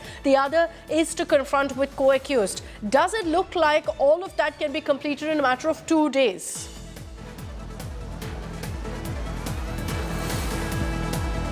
It is going to be difficult for the Central Bureau of Investigation, because we have been given to understand is that there are at least 3 to 4 people with whom the CBI wants to confront Mr. Manish Sisodia with. As far as these people are concerned, they are not only accused in the case, but they are also witnesses in the case. There is a high possibility that the then working excise officials when this policy was being drafted and later it was implemented and executed in the national capital. Those officials may also be called in by the Central Bureau of Investigation to confront with Mr. Manish Sisodia. And if any confrontation happens, it takes at least 4 to 5 hours for the agencies, because there are questions, there are answers from both the sides. So it is a very lengthy, extensive process. But as far as agencies is concerned, because they have got 2 days of custody, they will try to wrap this up. And if it is not complete, they will again after 2 days ask the court to give few more days of custody of Mr. Manish Sisodia. That is going to be the strategy of the Central Bureau of Investigation. But this Enforcement Directorate is also ready with an application. There is a high possibility that once he is sent to judicial custody, they will be arresting Mr. Manish Sisodia and they will be asking the court to give Manish Sisodia custody for the custodial interrogation in the case. Overall, what it looks like that both the agencies are coordinating with each other, ED and CBI, and they want to keep Manish Sisodia with them. And after the custody is over, both the agencies, CBI and Enforcement Directorate, they will be trying their best to keep Mr. Manish Sisodia inside the Tihar jail. So that is the strategy at this point of time, to keep Manish Sisodia behind the bar. But as far as the investigation is concerned, what you are talking about, the missing file, the CBI has been able to trace back 2 of the missing files which were deleted by from the computer placed in the excise ministry. Manish, I'll just come back to you. Amit Bharadwaj is joining us live. He was tracking the AAP protest at the AAP office. हमारे 2 सबसे योग्य मंत्रियों को jail में डाला।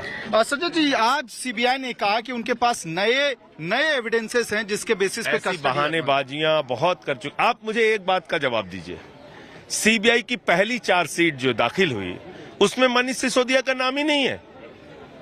इसका मतलब उनके आका ने उनको डांटा कि अरे ये क्या कर रहे हो, पकड़ो इसको, ये तो शिक्षा पे काम कर रहा है। तो ये सब कुछ मोदी जी के इशारे पे हो रहा है, ये सबको समझ में आता है। आप कह रहे हैं मनीष सिसोदिया बहुत बड़े षड्यंत्रकारी हैं। अरे भैया, तो जो तुमने पहली चार्जशीट दाखिल की जिसमें सबके बयान लिए, सबके बयान दर्ज किए, सारे गवाह बनाए गए, उसमें मनीष सिसोदिया का नाम ही नहीं था। तो एक कॉन्स्पिरेटर जिसको आप बता रहे हो, एक साजिशकर्ता जिसको आप बता रहे हो, उसका नाम तक किसी ने नहीं लिया पहली चार्जशीट में। और अचानक जब आपको ऊपर से डांट पड़ती है तो कहते हो नहीं साहब, ये तो बहुत बड़े अपराधी हैं, इनको जेल में डालना है। को अक्यूज्ड से कन्फ्रंट करने की बात कही जा रही है। को अक्यूज्ड से कन्फ्रंट करने के लिए सीबीआई ने ये रिमांड लिया। तो 5 दिन में क्या कर रहे थे वो? क्यों नहीं कन्फ्रंट किया? अगर करना था तो करना चाहिए। सर, एक सवाल। So that's a live reaction that just came in from AAP MP Sanjay Singh. The Aam Aadmi Party continuing to maintain that there is no basis on which Sisodia remains in custody. But the reality is that there is no relief that's coming for the former Delhi Deputy Chief Minister. He remains in CBI custody for the next 2 days. I'd like to thank our reporters for getting us all the updates. Slipping into a short break here on India Today. Don't go anywhere. The news and updates continue.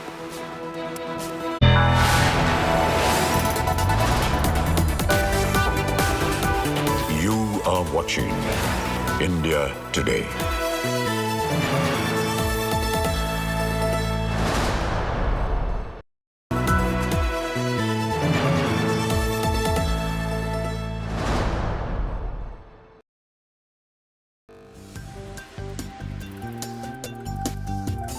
तो जैसे सबसे तेज आपकी tagline है, तो इसी तरह से सबसे तेज हमारी सरकार की लाइफलाइन है। Leader must have a vision. We will continue to work with the developing and the developed world for win-win solutions. Nature had of course willed the survival of the fittest. हम आतंकवाद के खिलाफ zero tolerance की policy को अपनाए हुए हैं। 1 साल के अंदर राहुल कन्वर की कार जो होगी वो इलेक्ट्रिक की होगी।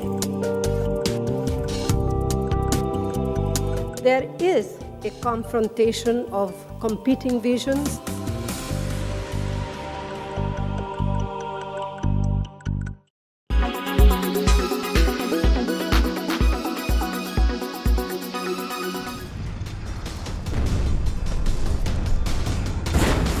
Over a year since Russia's invasion of Ukraine.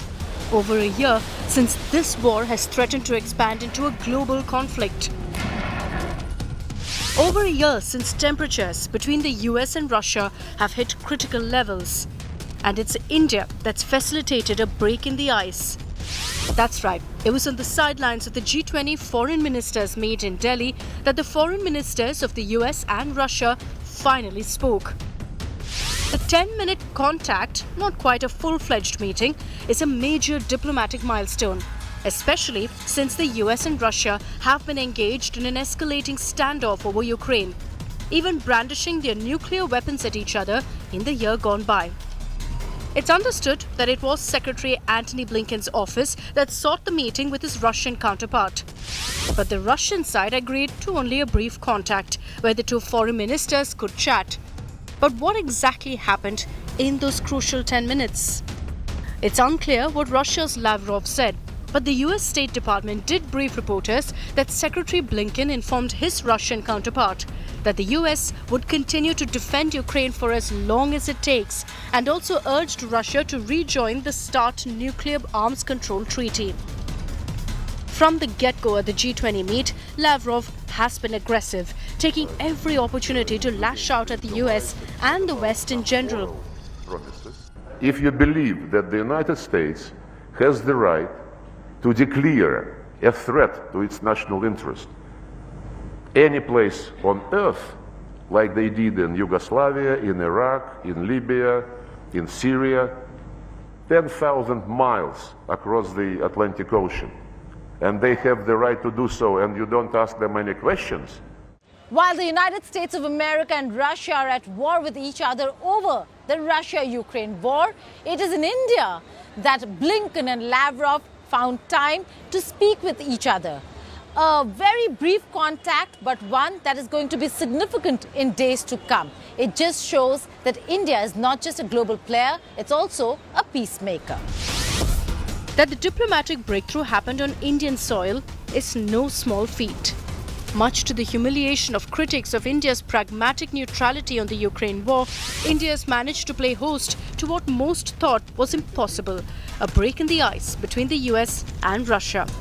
And however brief that contact was, it comes with hopeful assurance that only diplomacy and not war is the solution to the Ukraine crisis. With Geeta Mohan in Delhi, Bureau Report, India Today.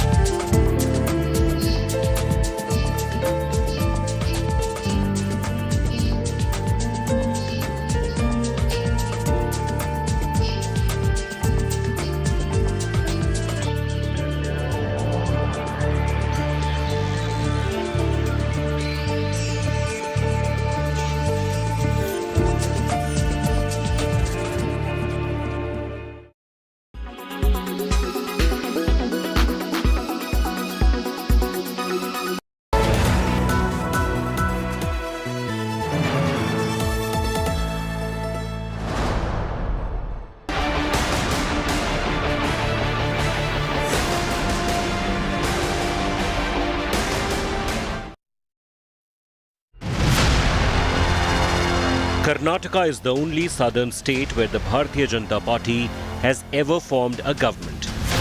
But Karnataka is doubly special for the BJP because Karnataka is the first state where the party formed in 1980 first got the taste of power as the ruler. And if there was one man who played a very crucial role in establishing the BJP in this state, then it had to be B.S. Yedurappa, or BSY, a seasoned and wily politician who would come up with a much discussed political strategy called Operation Lotus. It is no wonder then that every time that the BJP formed a government in Karnataka, it was BSY who became the chief minister till 2021. 4 times the BJP staked its claim to govern Karnataka, And 4 times, BSY took the Chief Minister's oath of office.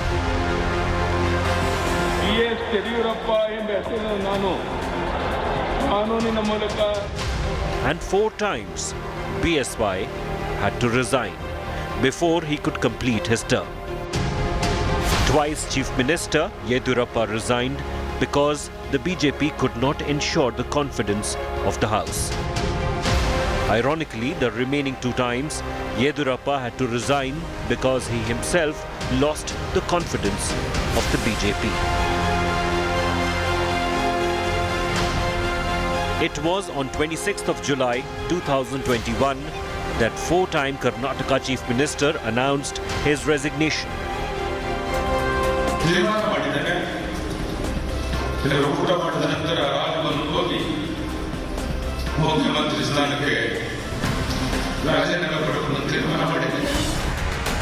Five decades in politics, 2 days to 3 years at any one time in the Chief Minister's chair.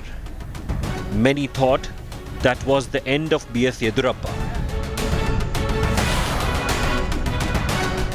But then on 22nd Feb, when the veteran saffron leader stood up in the Bidhan Sauda and announced that he intends to make it his last speech in the assembly, everyone was stunned. From the speaker to attending meager MLA audience, urged him to reconsider the decision and pushed his retirement announcement by a couple of more days. On 24th of Feb, at a houseful Bidhan Sauda, Bukanakare Siddhalingappa Yediyurappa announced his retirement from the assembly. I'm not going to retire from the politics. I am not tired. And I will go around in the state to build up the party. And I have got 100% confidence that we are going to get absolute majority in Karnataka Assembly. His assembly seat of Shikaripura will now go to his son Vijayendra. But that's not the end of the mighty BSY. With this, the 80-year-old shrewd politician of 5 decades have played a master stroke. He has the central leadership at his beck and call and the state leadership looking for his approval. Because the winning card for BJP in the coming assembly election in Karnataka lies with the Lingayat leader alone. And that very card makes him the Lotus King of Karnataka.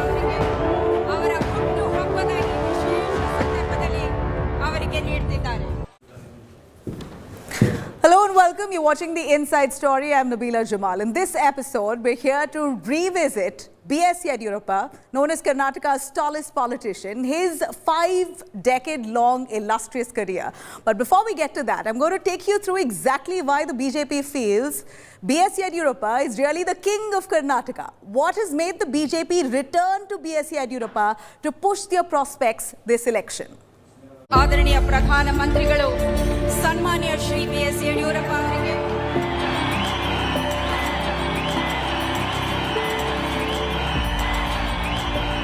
BSY is a master politician. He is emotional and doesn't shy away from showing it in public. He is the king of Karnataka, at least as far as BJP is concerned. His strength lies in his loyal vote bank of Lingayats. Informal estimates put the population of Lingayats at 14 to 16% of Karnataka vote, concentrated around the northern belt of the state. The Lingayats for a long time had been waiting for an anchor figure. After Virendra Patil in the Congress, Virendra Patil was ousted as Chief Minister in 1990, and ever since they were waiting for a leader, and finally they found it in Mr. Yediyurappa in 2007-8, and it is since then that we see Yediyurappa as the most important leader for the Lingayats. B.S. Yediyurappa is the most prominent leader of the Lingayat community. When JDS refused to vacate the Chief Minister's post in 2007, it ensured his ascent as the leader of the Lingayats. And the agreement at that time was, both would have 20 months each. The Congress and the JDS would have 20 months each. So the first chance came to Mr. Kumaraswamy. But, when he was completing 20 months and when time came for handing over power, there was something in Devegowda's family. They said, no, we are not going to hand over power. So, Mr. Devegowda came up with this excuse that we don't want to join hands with the communal party. But you slept with that communal party for 20 months and then, the government collapsed. So that was, based on that, the election was there immediately after that. And the Lingayat communities, to which Mr. Yediyurappa belongs, they felt betrayed. They thought Mr. Yediyurappa deserved to have a chance as the Chief Minister. And it was his first chance for the BJP to form a government in Karnataka. But Yediyurappa is mired in multiple corruption charges, and his open backing for his son Vijayendra as his political heir has been a weakness. In 2021, it cost him the Chief Minister's office. BJP thought that, before the 2023 election, they needed to have a younger face, to go to the elections. And Mr. Yediyurappa had already been given an extended run, and they were looking for somebody to, who would replace Mr. Yediyurappa. It was not easy for BJP to do that because, Yediyurappa has been singularly responsible for BJP to come to power in Karnataka, and Karnataka is the only state in the south that BJP has been able to have some kind of a power. So he had to be persuaded. In fact, I would say even pushed a little bit to resign. Despite these allegations, he's the man that the Lotus depends on when it comes to the South India and Karnataka in particular. Basavaraj Bommai, despite being the Chief Minister of the state for the past 2 years, hasn't been able to garner the same support that Yediyurappa has. The BJP cannot think of coming to power in Karnataka without the support of Lingayats. And it so happens that the party can secure the Lingayat support only through Mr. Yediyurappa. Now, why it is so important for them to secure only Lingayat support? One reason I gave you earlier, that they are focused or they are concentrated in a few constituencies, and these constituencies happen to be quite a few in northern Karnataka. The other reason is that BJP's efforts to cultivate a loyal social base among other communities has not so far yielded much results.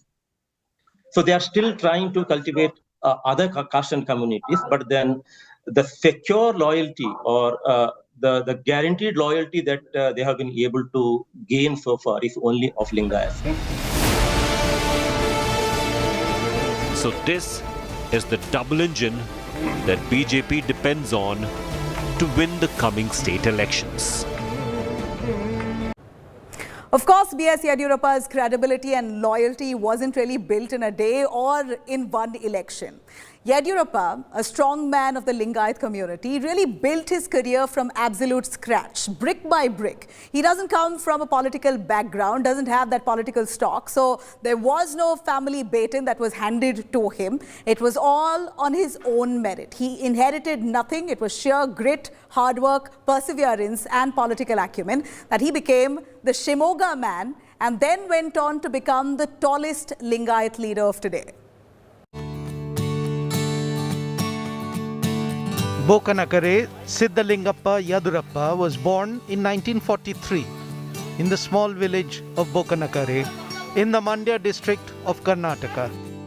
His family were of farming stock and the young BSY studied in a local government school and later attended a government college in Mandya.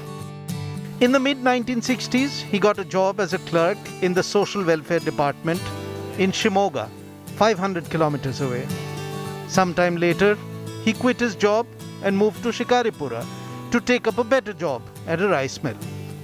By 1967, Yedurappa was well settled, having married the mill owner's daughter, and he had gone into business himself. He started a hardware shop in Shikaripura. This was also the time that Yedurappa started becoming active in local politics. A Lingayat by birth, Yedurappa started off as a member of the Janasangh. By the time of the emergency in 1975, he had become important enough to be put in jail for 45 days. Yedurappa's rise in politics had its roots in his connection with the farming community of Lingayats. Lingayats as a group had been pro-Congress till the 1960s, and after a series of political splits and mergers, the Lingayat vote started consolidating behind B.S. Yedurappa, the emerging star of the Sangh Parivar. In 1980, when the Bharatiya Janata Party, BJP, was formed, BSY became the president of the Shikaripura unit. And by 2004, B.S. Yedurappa had become the leader of opposition in the Karnataka Assembly. In 2006, he became the Deputy Chief Minister in a JDS-BJP coalition government with H.D. Kumaraswamy of the JDS as the Chief Minister. According to the alliance deal, when some 20 months later, BSY was to become the Chief Minister, H.D. Kumaraswamy refused to budge. The BJP withdrew support, and after a month of President's rule, the party staked its claim to form government in Karnataka. B.S. Yedurappa was sworn in as the Chief Minister, but his government couldn't survive beyond the 7th day when it failed to prove its majority on the floor of the Assembly.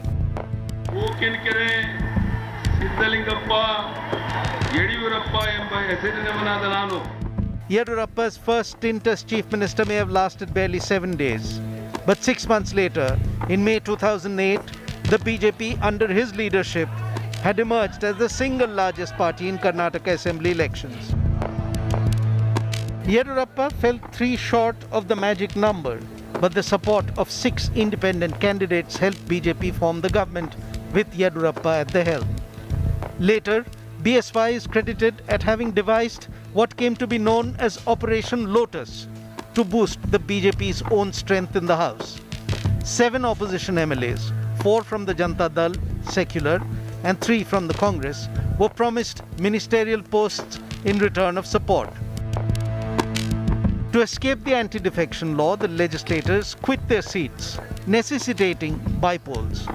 The same people who had resigned now contested the by-elections, but this time as BJP candidates.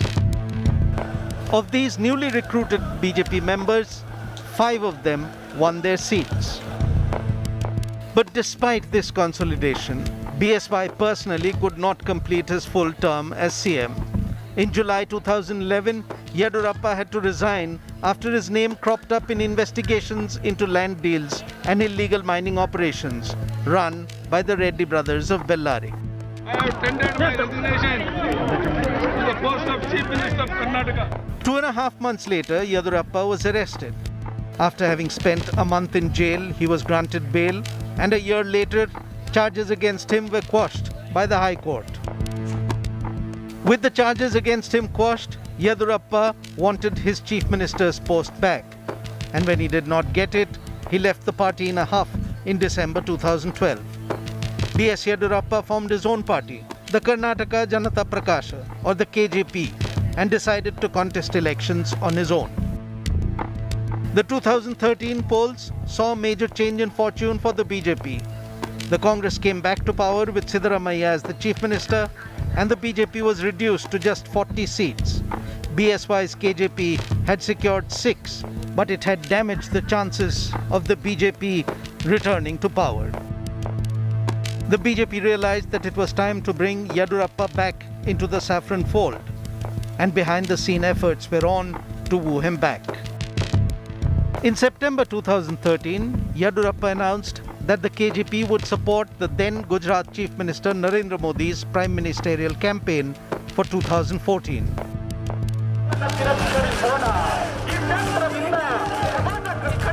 4 months later, in January 2014, the KJP ceased to exist when it merged with the BJP. B.S. Yedurappa, back in the BJP, contested the Shimoga constituency and was elected to the 16th Lok Sabha. In 2018, he contested the Karnataka Legislative Assembly elections and won Shikaripura. Meanwhile, the BJP had once again become the largest party in the assembly, and so BSY could stake claim to form the government.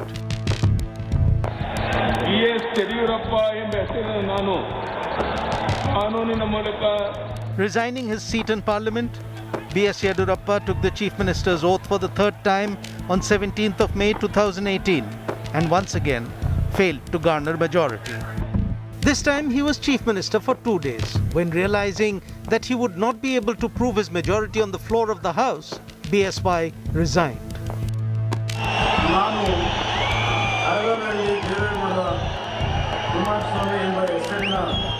H.D. Kumaraswamy of the JDS, in alliance with the Congress, replaced him as the chief minister. 1 year later, in July 2019, Operation Lotus Part 2 was in play, when 20 ruling coalition MLAs resigned their seats, ensuring that the Kumaraswamy government lost its majority and Yedurappa had the numbers to form the government.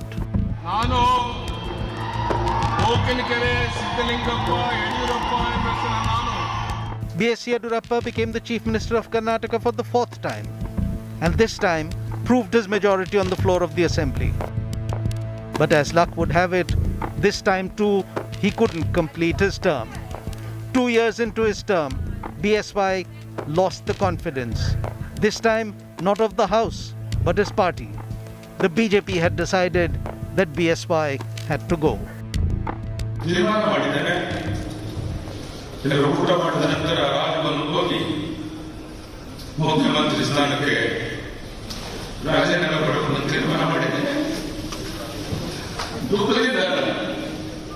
ಸಂತೋಷದಿಂದ ಖುಷಿಯಿಂದ 75 ವರ್ಷದ ಯಡಿಯೂರಪ್ಪನಿಗೆ ಮತ್ತೆ 2 ವರ್ಷ ಮುಖ್ಯಮಂತ್ರಿಯಾಗಿ ಮುಂದುವರಿಕೆ ಮಾಡಿಕೊಟ್ಟಂತ ಪ್ರಧಾನಿ ನರೇಂದ್ರ ಮೋದಿ ಅವರಿಗೆ, ಅಮಿತ್ ಶಾ ಅವರಿಗೆ, ನಡ್ಡಾ ಅವರಿಗೆ ಶಬ್ದಗಳಲ್ಲಿ ಅಭಿನಂದನೆ ಸಲ್ಲಿಸಬಹುದು. Now in 2021, when B.S. Yedurappa became the chief minister, he resigned at that point. Many of them thought that that was really the end to this octogenarian's career, this illustrious career of 5 decades.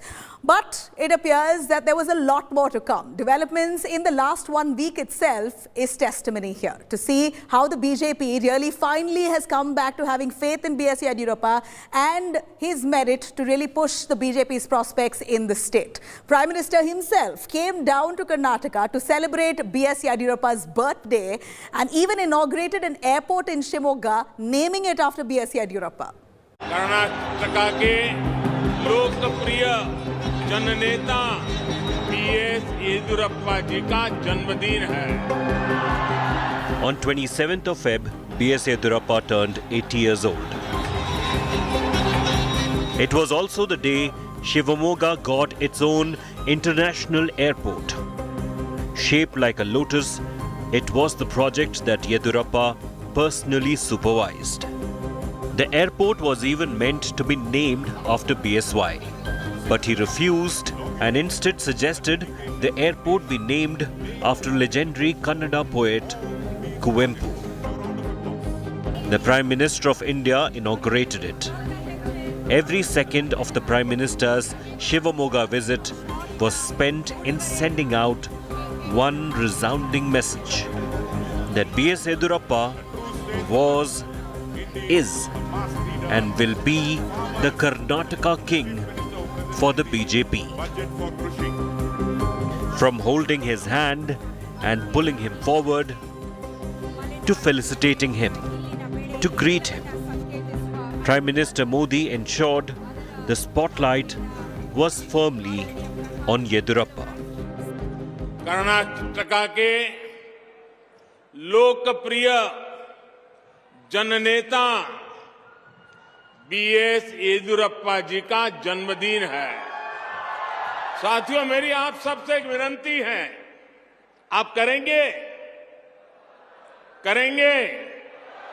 अगर आपके पास mobile phone है तो mobile phone निकाल करके उसकी flash light शुरू करिए और येदियुरप्पा जी का सम्मान कीजिए. येदियुरप्पा जी के सम्मान में सब लोग हर एक के मोबाइल पर फ्लैश लाइट चलना चाहिए, येडियुरप्पा जी के सम्मान में चलना चाहिए। Chief Minister Basavaraj Bommai was sidelined.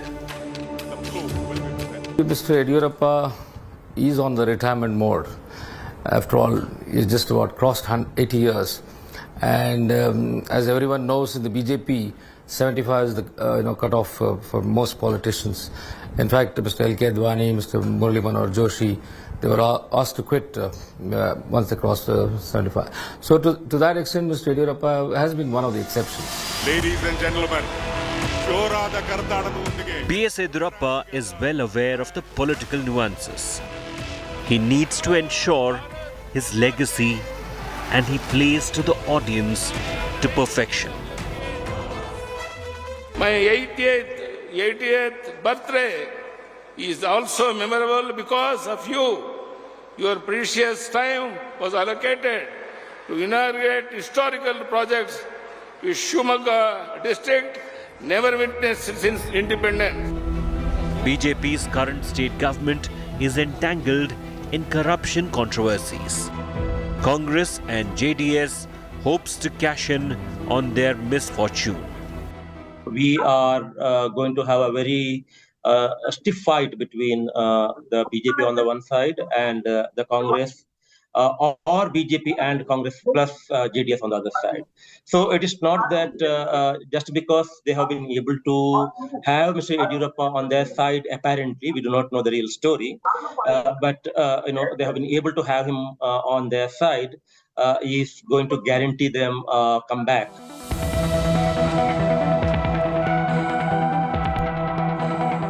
Yediyurappa's active participation will be a key factor for BJP. He still remains an undisputed leader among not only the Lingayats but several other backward classes. A true statesman. Scheduled caste and scheduled tribes like Nayakas, Banjaras and Madigas, whom he has nurtured assiduously. Apart from relentless campaigning by Prime Minister Modi and Home Minister Amit Shah, Yediyurappa's hold over these communities has the potential to tilt the balance in favor of the BJP.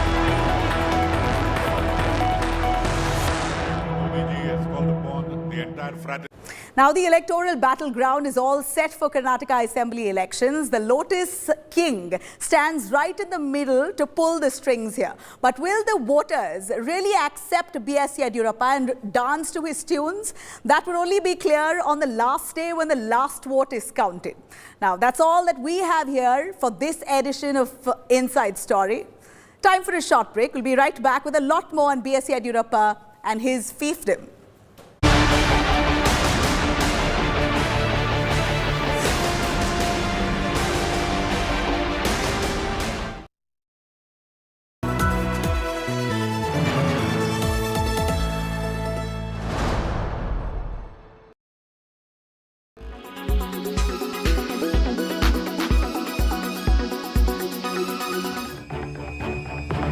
With the Northeast elections done and dusted, the BJP will now turn its lens onto state of war, Karnataka. BJP is war horse for many decades in the state. B.S. Yediyurappa is all set to lead the campaign at the ripe age of 80. Former Karnataka Chief Minister B.S. Yediyurappa has emerged as the man of the moment. Recently felicitated and praised lavishly by Prime Minister Narendra Modi himself. मुझे याद है कि रईता बंधु येदियुरप्पा जी ने श्री अन्न को प्रोत्साहन देने के लिए यहां कितना बड़ा अभियान चलाया था. The duo will lead the BJP's campaign for this year's poll battle. B.S. Yediyurappa is electorally important for the BJP considering his role as a Lingayat strongman. The Lingayats make up at least 17% of the Karnataka vote bank and are the largest community in the state. They are also the BJP's most loyal vote bank, thanks to Yedurappa. I am not going to contest for elections, but I am go around in the state to come back to power in the Karnataka. For that, I will work day and night. 101% will come back to power next assembly election also. But the big question looms: who will be the BJP's CM face? Bureau Report, India Today.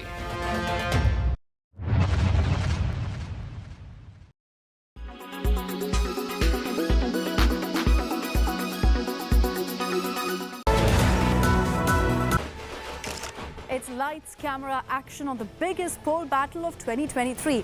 And the BJP is doing everything they can to retain power in Karnataka. The double engine of Karnataka Congress, DK Shivkumar and Siddaramaiah, are doing everything they can to oust the BJP. But wait. Haven't we forgotten something? The JDS, aka the Kingmaker. Welcome to the State of War Karnataka.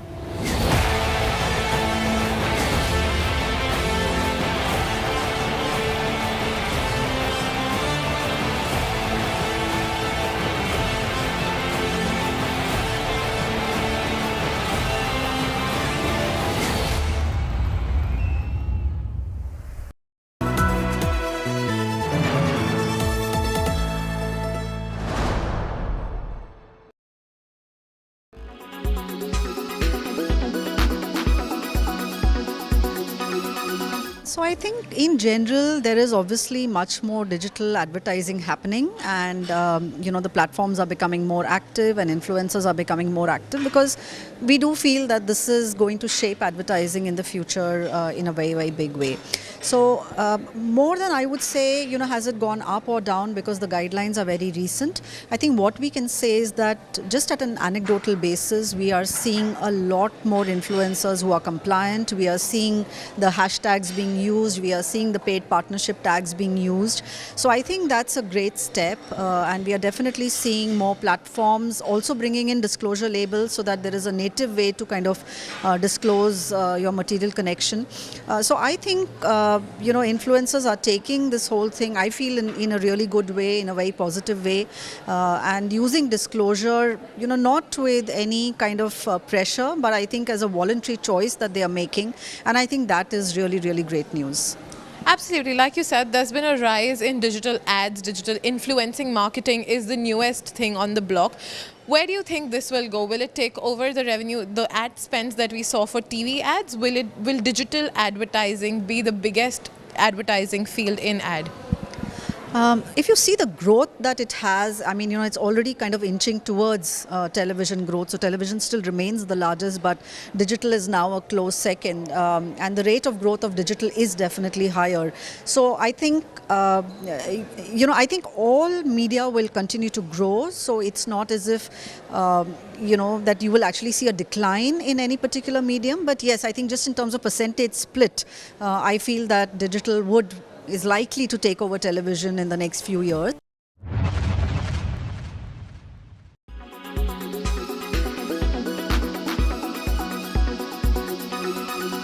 Make your media plan smarter with India Today Live TV on your connected devices. Amplify your brand with 100 million smart internet viewers. To advertise, mail us at sales@aajtak.com.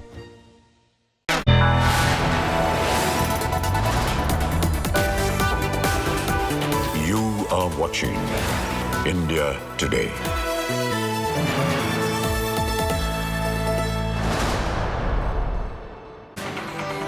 Hello and welcome. You're watching India Today. I'm Akshita Nandagopal, getting you the top stories that we're tracking this Saturday. Let's begin with the headlines.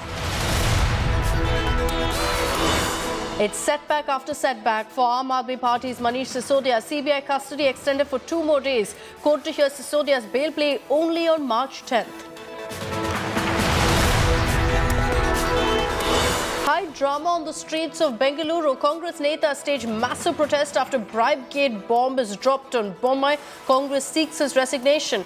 Surjewala Sidramaya among many senior Netas detained.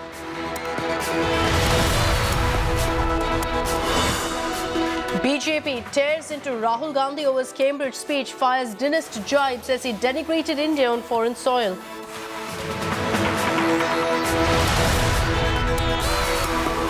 Chilling Umesh Pal murder details. Atik's men threatened him for a piece of land, sought 1 crore rupees as extortion money and killed him because he refused to pay up.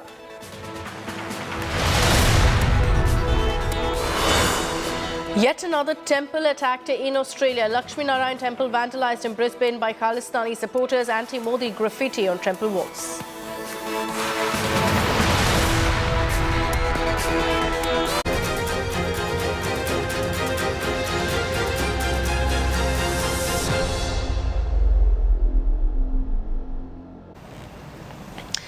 It's been a massive setback for Delhi Deputy Chief Minister, for the former Delhi Deputy Chief Minister Manish Sisodia in the Delhi liquor scam. Sisodia's CBI custody has been extended by 2 days, and not just that, his bail plea hearing is now pushed to March 10th.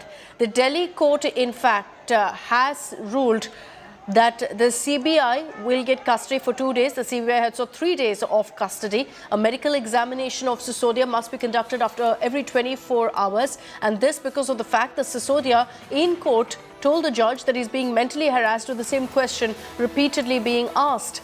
Now, during the hearing, the CBI further stated that some of the key documents were missing and needed to be traced, while adding that they wanted to confront him with other co-accused in the case. Sisodia's, in fact, lawyer said that he was fully cooperating with the investigation. They demanded bail, claiming that his wife was unwell and the Sisodia was the sole caretaker. Aam Aadmi Party, meanwhile, staged a massive protest meters away at their headquarters against Sisodia's arrest. वही से उनके arguments कोई different नहीं थे. What they were saying during the first remand. Today also they repeated the same thing. That is, he is not answering. He's not saying the truth, which is absolutely ridiculous, because what somebody would answer if he has the same information. So, court का ये view था कि भाई 2 दिन में जो आपने करना है कर लो, और एक बेल एप्लीकेशन हमने मूव किया है. वो बेल एप्लीकेशन की हेयरिंग 10 तारीख को 2 बजे होगी. हमारी लड़ाई न्यायालय में, सड़क पर, संसद में, हर जगह जारी रहेगी. आम आदमी पार्टी का एक कार्यकर्ता, हमारा संघर्ष आगे भी चलता रहेगा. न्यायालय का हम लोग सम्मान करते हैं. न्यायालय का जो फैसला आया है उसके बारे में जो वकील साहिबान हैं वो बताएंगे, लेकिन ये मैं जरूर कहूंगा कि नरेंद्र मोदी सरकार की तानाशाही अपने चरम पर पहुंच चुकी है. देश और दिल्ली के 2 सबसे योग्य और अच्छे मंत्री, अरविंद केजरीवाल जी की सरकार के 2 सबसे योग्य मंत्री, जिन्होंने शिक्षा और स्वास्थ्य में अनुकरणीय काम करके दिखाया, आज उनको मोदी जी ने गिरफ्तार किया है. कोर्ट ने जमानत की जो बहस है वो अब 10 मार्च को डाल दी है. तो अब 2 ही इसके अंदर पॉसिबिलिटी बनती हैं. या तो उनको जेल में भेजा जाएगा या पुलिस कस्टडी में, यानी कि सीबीआई कस्टडी में भेजा जाएगा. और मैं ये समझता हूँ ये पूरी की पूरी मोडस ऑपरेंडी जो है केंद्र सरकार की है, ताकि बिना किसी कारण लंबे समय तक आप एक अच्छे मंत्री को जेल में रख सकें. और ये बिल्कुल गलत है कि बिना कुछ साबित हुए, बिना किसी सबूत के आप किसी आदमी को जेल में रखेंगे. So the AAP crying foul over the fact that Sisodia remains right now in CBI custody. Delhi Chief Minister Arvind Kejriwal is in Karnataka campaigning for the party ahead of the state polls, and he launched an attack at the BJP for arresting Manish Sisodia, linking the liquor scam in Delhi to the bribe gate in Karnataka. गिरफ्तार किया मनीष सिसोदिया को. बड़ी नाइंसाफी है कि नहीं है? मनीष सिसोदिया के घर पे रेड मारी, कुछ नहीं मिला. बोले मनीष सिसोदिया 100 करोड़ खा गया, कभी कहते हैं 1000 करोड़ खा गया. अरे मनीष सिसोदिया ने 100-1000 करोड़ खाए होते तो 1-2 करोड़ उसके घर में मिलने चाहिए थे कि नहीं मिलने चाहिए थे? उसकी पूरी रेड में 10,000 रुपए मिले। मनीष सिसोदिया के बैंक लॉकर देखे, उसमें कुछ नहीं मिला। All right, let's take this across to our reporters on the ground as well. Anisha Mathur is joining us live from the Rouse Avenue court. Anisha, take us through really some of the highlights of what played out in the court, the arguments that played out, but finally, of course, culminating with another setback for Sisodia. Well, yes, Akshita, today has been yet another setback for Manish Sisodia, and with me is Kanu Sharda, our reporter who was inside the courtroom, who has been giving us detailed minute-by-minute updates of what has happened. Kanu, this has been a setback, but can you just tell us, for the viewers, what exactly were the main arguments that were raised by the CBI and by Sisodia's lawyers? Well, Anisha, today the CBI's main contention before the court was that they need more time to interrogate Manish Sisodia because he's been uncooperative and evasive during his replies. He's not cooperating at all. At this, the judge also asked the CBI as to what new grounds have been made in their remand application for seeking more remand because the lawyers for Sisodia has also pointed out that his liberty is at stake and he should be granted relief because he's no longer required in the custody. So a lot of questions have been asked by the judge also, and during the hearing, Sisodia, at the end of the hearing, when the 2 days remand was granted to the CBI of Sisodia, Sisodia went on to say that he has been facing mental harassment from CBI constantly because he has been, being asked same questions again and again for 8 to 9 hours a day. So, Akshita, you can see a long argument, but now the action moves to Monday when Sisodia will be brought back before the Rouse Avenue court for further proceedings. Back to you. All right, Anisha and Kanu, thank you very much for getting us all of those details. Let's see what happens in the days to come. What's very clear is that for the moment, at least till March 10th, there's no relief for Manish Sisodia.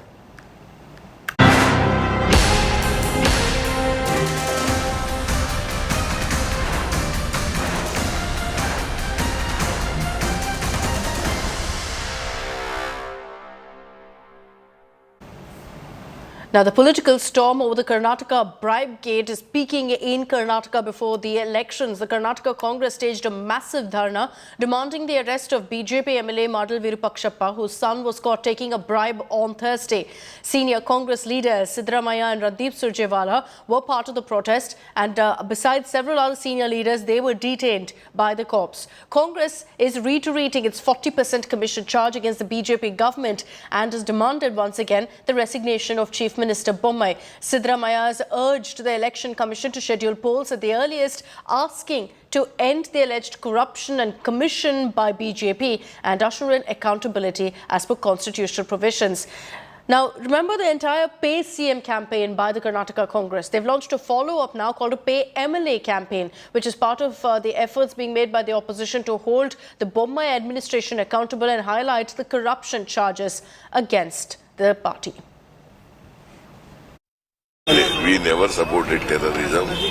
It is in fact Indira Gandhi, Rajiv Gandhi died for what? Because of the terrorism. So till why Congress party is supporting terrorism? See, Amit Shah is also lying. He is also a great liar. जिस प्रकार से जिस बदनीयत से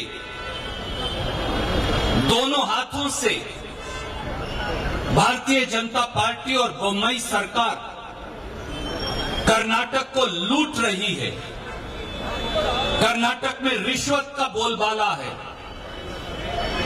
चारों ओर आपके पैसे की, कर्नाटक की जनता के पैसे की लूट और खसूट मची है। उसने कर्नाटक को पूरे देश के सामने एक ऐसा भ्रष्टाचार का मॉडल भाजपा ने पेश किया है जिसके लिए भाजपा को चुल्लू भर पानी में डूबकर मर जाना चाहिए। इसी जिले का अमित शाह जी की पार्टी का एक नेता का बेटा 8 करोड़ रुपए के साथ पकड़ा, अभी तक गिरफ्तार नहीं किया उसको। अभी तक उसको गिरफ्तार नहीं किया, हो सकता है अगले साल उसको पद्म भूषण का अवार्ड दे दें. Meanwhile, Home Minister Amit Shah, who was in Karnataka yesterday, lashed out at the JDS and Congress, saying that they're the #1 in corruption, claiming that these parties will never work for the poor. Shah urged voters to instead choose the BJP. FDI में पहला number लाने वाली भाजपा को vote देना है या भ्रष्टाचार में पहले नंबर वाली जेडीएस और कांग्रेस को वोट देना? जो पार्टियां परिवारवाद करती है वो कर्नाटक का भला नहीं कर सकती. जेडीएस को आप जब वोट देते हो उनको 25-30 सीटें मिलती हैं और बाद में वो 25-30 सीट लेकर वो कांग्रेस के पास चले जाते हैं और कर्नाटक फिर से भ्रष्टाचारी नंबर 1 कांग्रेस पार्टी के रूल में आ जाता है. Nagarjun Dwarkanath is joining us live with more details on this. Nagarjun, pressure mounting really on the BJP, especially in the run-up to this high-profile election in Karnataka. With this massive protest by the Congress, is the BJP really rethinking their strategy? They haven't really defended the MLA or his son, but haven't acted against them either.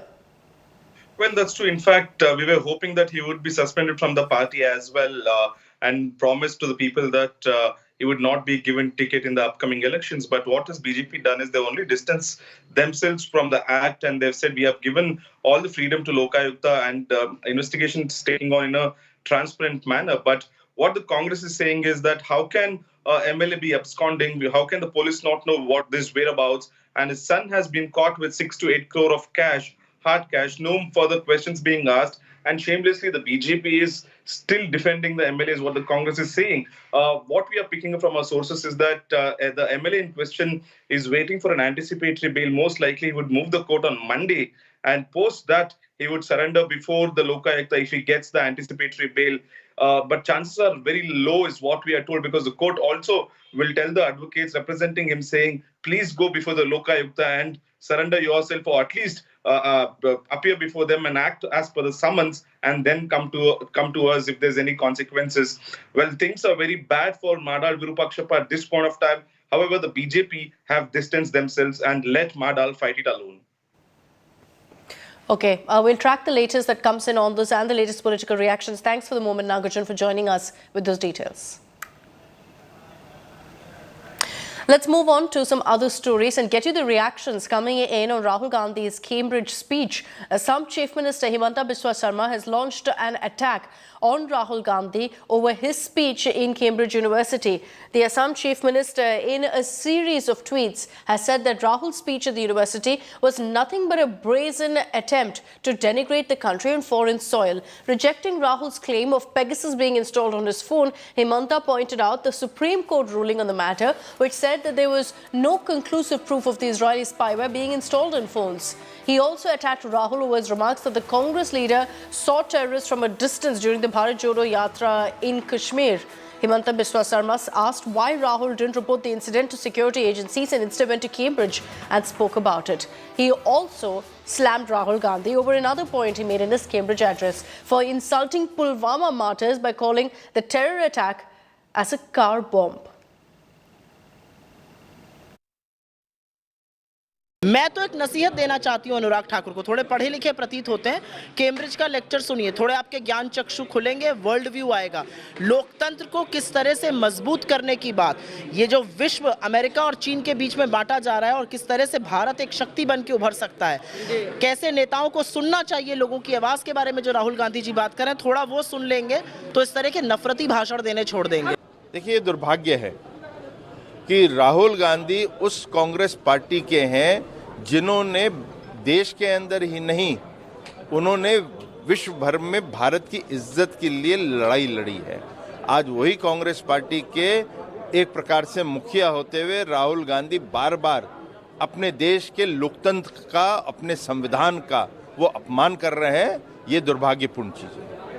Let's get you some of the highlights of what Rahul Gandhi had said at Cambridge that sparked this political fight now.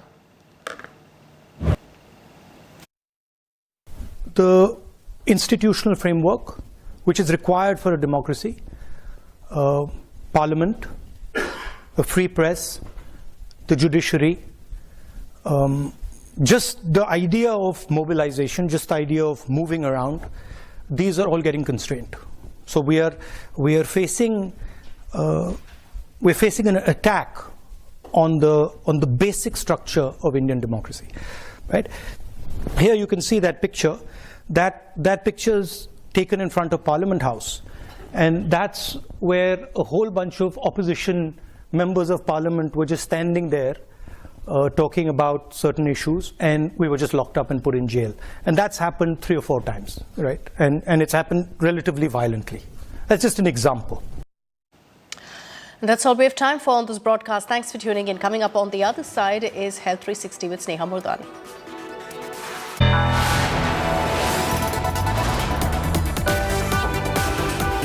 You are watching India Today.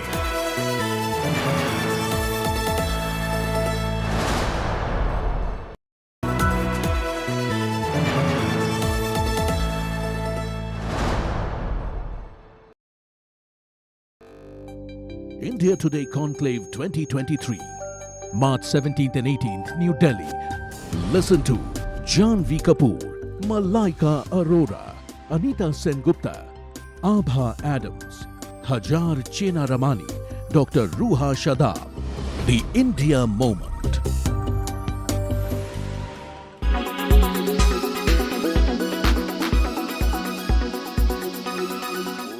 The Chief Minister of Karnataka after election, the central leadership is going to take decision. But at the time of that public meeting, Amit Shah ji spoke about me and also Prime Minister Narendra Modi ji. Naturally, this leadership will get maximum support from the people of Karnataka. That is the reason he has mentioned Modi ji and my name. And that doesn't mean that he has neglected Basuraj Bommai. Basuraj Bommai, myself and Modi ji and all together, we will work hard in the Karnataka and we will come back to power. There are so many leaders in Karnataka. At the time of after the election, the Modi ji and Amit Shah is going to take decision who should lead the party in Karnataka. And you know very well, our Bommai's government has given very good pro-people program in Karnataka. It is all helpful to us to come back to power in Karnataka. And who should be the lead of the government next time, that will decide by the Prime Minister of India and also Home Minister. Now, because of so many developments, there are so many leaders in Karnataka to lead the government. And who should be the leader of the government, that will be decided by the central leadership. You're still facing some troubles with the semiconductor shortages, and if you could tell us about the production volumes currently? Yes, so there is a continued problem as far as the semiconductor component shortages are concerned. We did announce, at the time of quarterly declaration of the quarterly result in Q3, that we lost in Q3 about 46,000 units due to production. We lost some numbers in Jan and in February as well. And in fact, our estimate is in March, this loss would be even higher than what we saw in Jan and February. So this quarter as well, we will see a problem regarding the semiconductor. And I expect going forward in the next few quarters, this problem to continue. In fact, we have a very low visibility of the future availability. But what about the demand outlook going forward for you for various segments, both the entry level, utility vehicles as well going forward?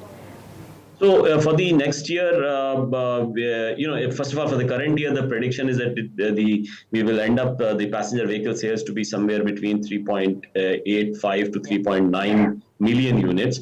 And on this strong base, the prediction for the growth for the next financial year is between 5 to 7%, which means about 4.05 million to 4.1 million. And of course, we have flagged some red flags, which could impact the demand negatively, which includes the higher interest rates and the loan rates thereof, and then of course the El Nino, which can impact the agricultural incomes, and that can dampen the rural demand, as well as stoke the inflation fears. So how do you expect to be dealing with the prices? Do we expect more hikes from here? Listen, it's possible, but we have not decided yet. We are keenly watching the cost structure, and remember, cost structure for an auto OEM is largely the biggest factor is the material cost. Yes. So it's about 75 to 77% of the cost structure for any auto OEM is material cost. And there it depends, much depends on the geopolitical situation.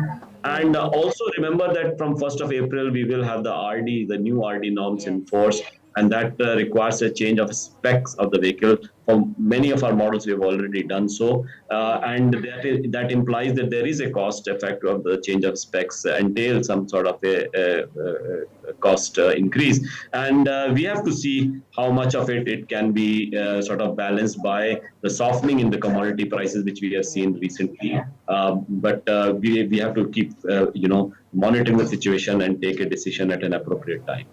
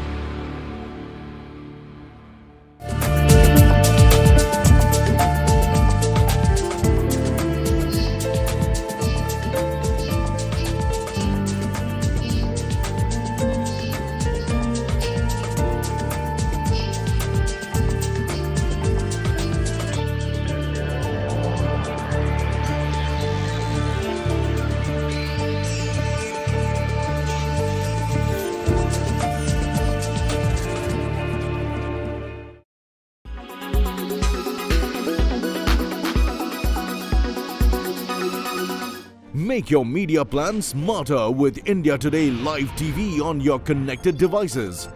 Amplify your brand with 100 million smart internet viewers. To advertise, mail us at sales@aajtak.com. Make your media plan smarter with India Today Live TV on your connected devices. Amplify your brand with 100 million smart internet viewers. To advertise, mail us at sales@aajtak.com.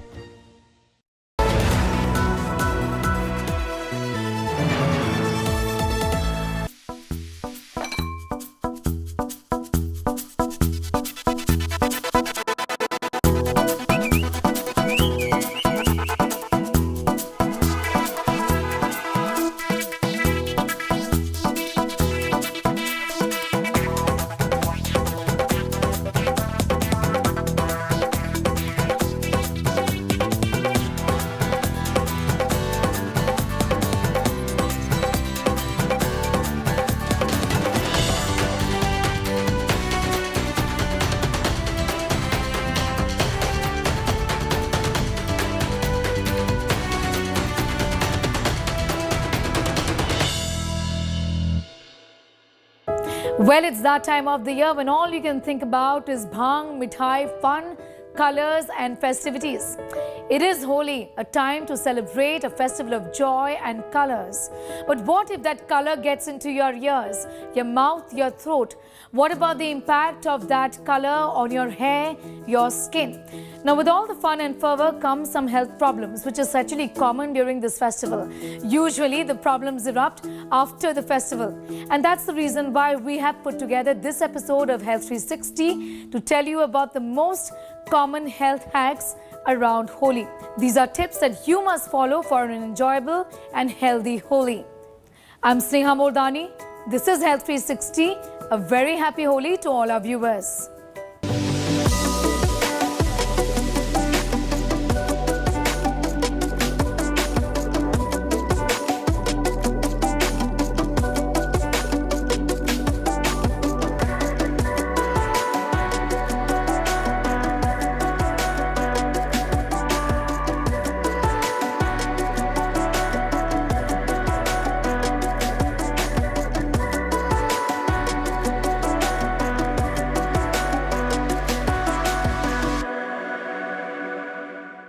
Holi is all about colors. Colors, not chemicals. But unfortunately, the colors, the gulal that you find in the market nowadays is laden with toxic chemicals. And that's the reason why your hair and skin always go for a toss after playing Holi. We've put together this report for you. It gives you a sense of what you should be doing before playing Holi and after playing Holi to ensure that your skin and hair is taken care of.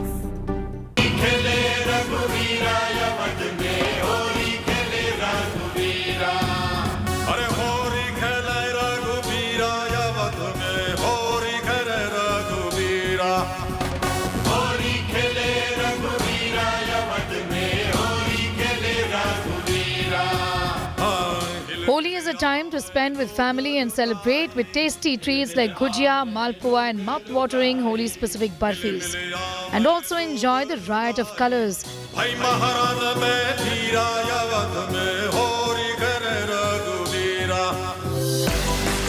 Amidst all of this fun and celebration, we often neglect our skin and hair.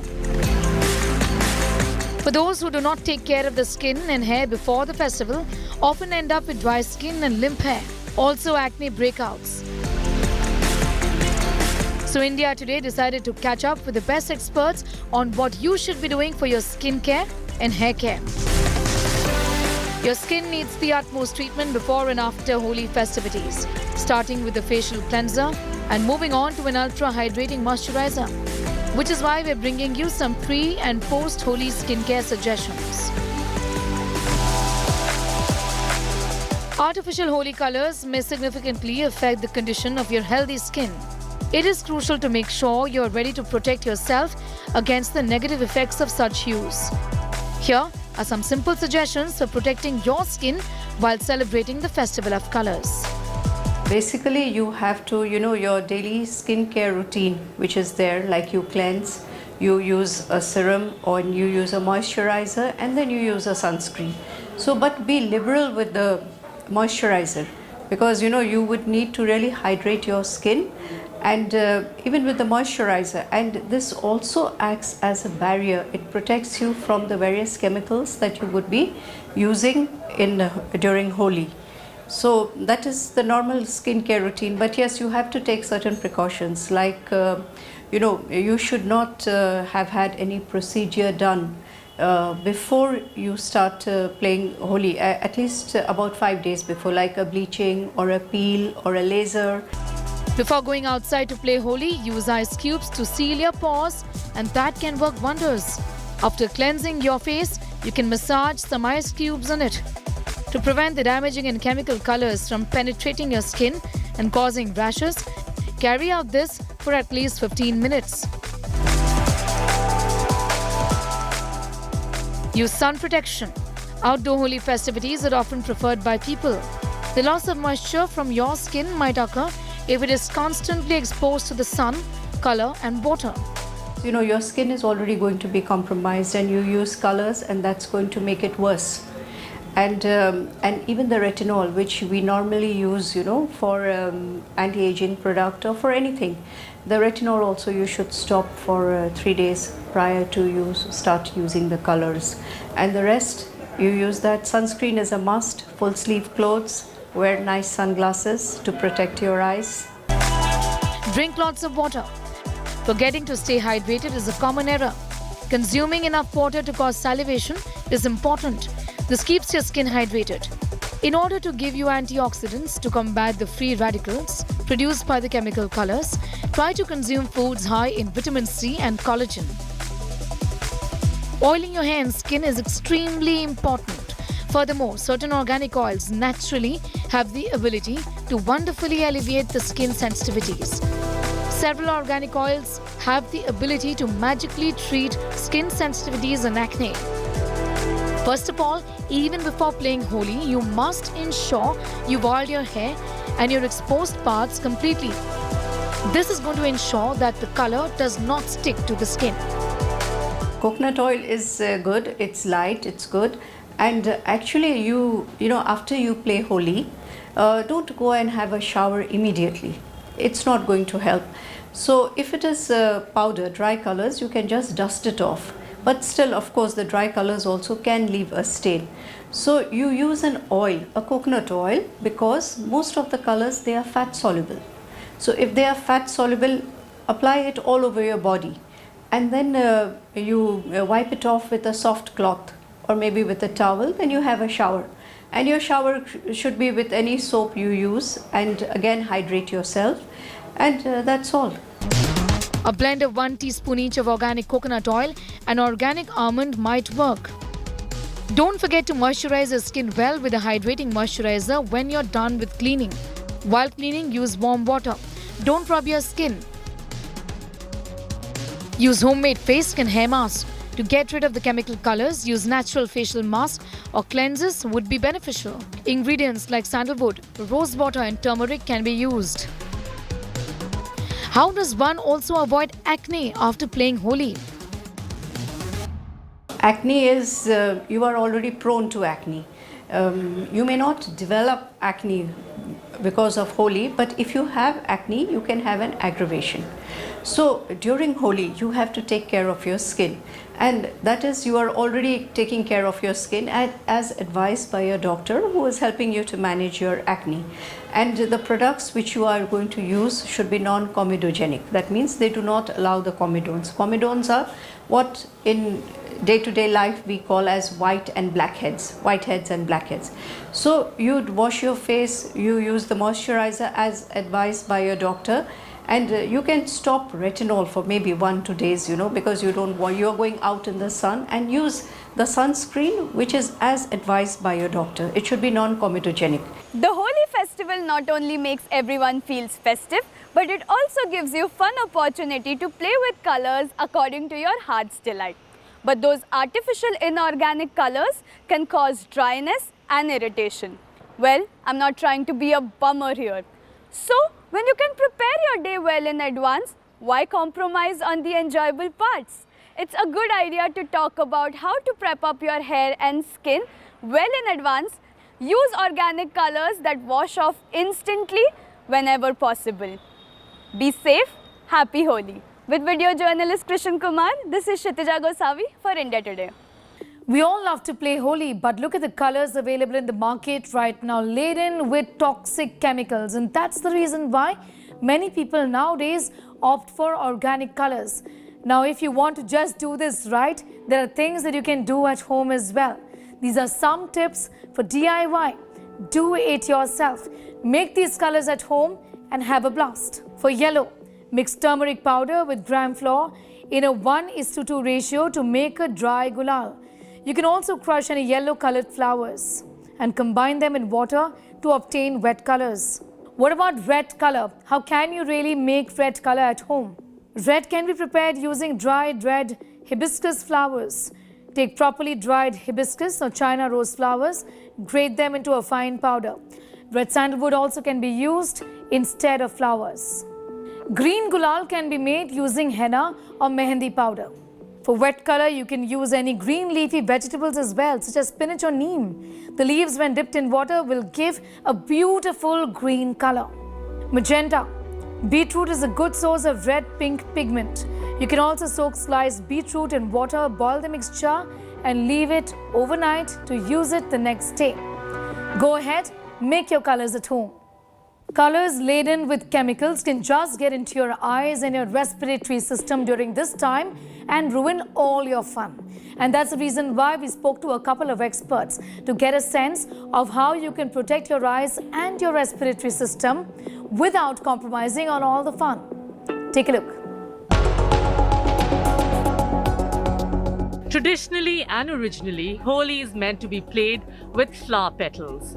But things have changed now, and the festival is associated with dangers as much as it is with fun and games, courtesy the chemical-laden colors we find in markets. Well, even if you choose organic colors, mishaps are possible during this time. For example, it's easy to get your eyes hurt, and also you do stand a risk of colors getting into your throat and mouth. So colors basically are chemicals, and chemicals can be harmful for the eyes, especially the toxic ones, and they can have heavy metals. So if they go into the eyes, they can cause conjunctivitis, allergic reactions, and even inflammation in the eyes. So they should definitely be avoided or prevented from going inside the eyes. So here are the things you must do to prevent these mishaps. Protect your eyes by wearing sunglasses. Close your eyes when someone smears colors into your eyes. Never keep your eyes exposed to colors. Ditch your lenses for that day. Use drops to lubricate your eyes. So immediately you should wash with clean, fresh water and keep on washing till you feel the color has gone out of the eye. And if you have any lubricating eye drops, that is what you should put. And you should never rub the eyes, of course. And if it's still irritating or any redness is there, you should need to go to an ophthalmologist immediately. Colors being sold in the market may contain hazardous chemicals such as asbestos, mercury, silica, mica, and lead. These are very toxic to the skin and eyes and can lead to symptoms such as irritation, redness, and allergies. It's best to consult a doctor if the color gets into your eyes. Another worry is color getting into your throat and then into your lungs and causing severe allergies. So this is a very difficult subject, in the sense that everybody wants to play Holi, but if they ingest the colors, anyone who's an asthmatic or who has allergies, it becomes much worse. For people who ingest the water wala colors, that is also a problem because that can have certain chemicals in it that can affect the lungs and it can lead to respiratory problems, whether it's upper respiratory or lower respiratory. Patients with asthma or other respiratory conditions should wear a mask or scarf around their faces when playing Holi. You should ensure that the nose and the mouth are covered and that the material is breathable. So the main thing is ki muh band rakho. Don't open your mouth when you're playing Holi. A good idea would be to put a little cotton in the ears when you go to play. As far as possible, try and play with the dry colors because the wet colors can be a little more harmful. Also, sometimes they use metallic paint, in the colors. Depends where you get it from. It's not always natural colors which are used. So that can be very dangerous, not only to the ears and the chest, also to the skin. It can give you problems. People who have asthma and respiratory allergies are more susceptible to difficulties and attacks during Holi. This is both because of the weather and Holi as a festival. Holi happens during the harvest season and at a time when winter is giving way to summer. So many trees and plants release pollen. Carry your inhalers if you have asthma. Stay indoors as much as possible during this time. Prior to an attack, a person can experience tightness in the chest, breathlessness, wheezing, coughing, and low oxygen levels. Prevent colors from getting into your ears often. This is what doctors say.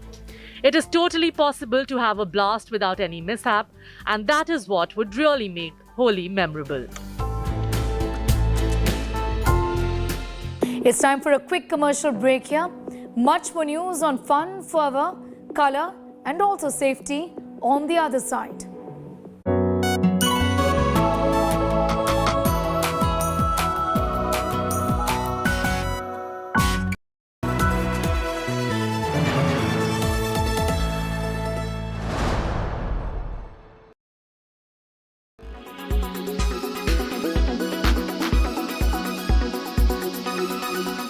An FIR has been registered against Gauri Khan in Lucknow by Jaswant Sinha, a resident of Mumbai, who alleged that the company of which Gauri was the brand ambassador failed to give possession of a flat despite charging 86 lakhs.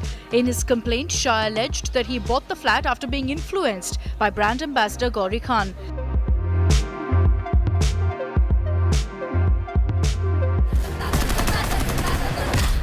पटाखे भी लाएगा। This comes at a time when Shah Rukh Khan is basking in the success of his recent blockbuster Pathaan. Shah Rukh Khan, Deepika Padukone and John Abraham's spy thriller recently crossed the coveted 1,000 crore mark at the worldwide box office.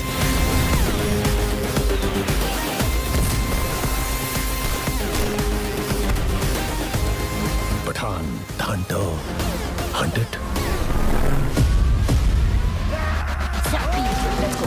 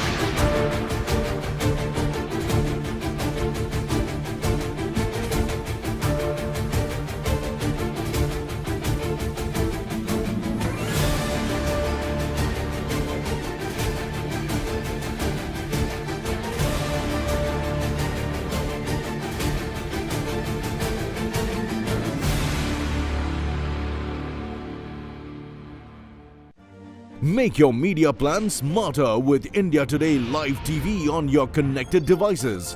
Amplify your brand with 100 million smart internet viewers. To advertise, mail us at sales@aajtak.com.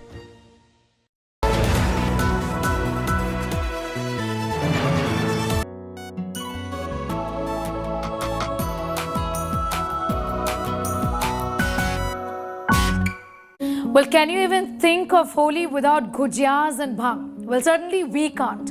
And that's the reason why we want to tell you on what you should be doing after indulging in all of these goodies.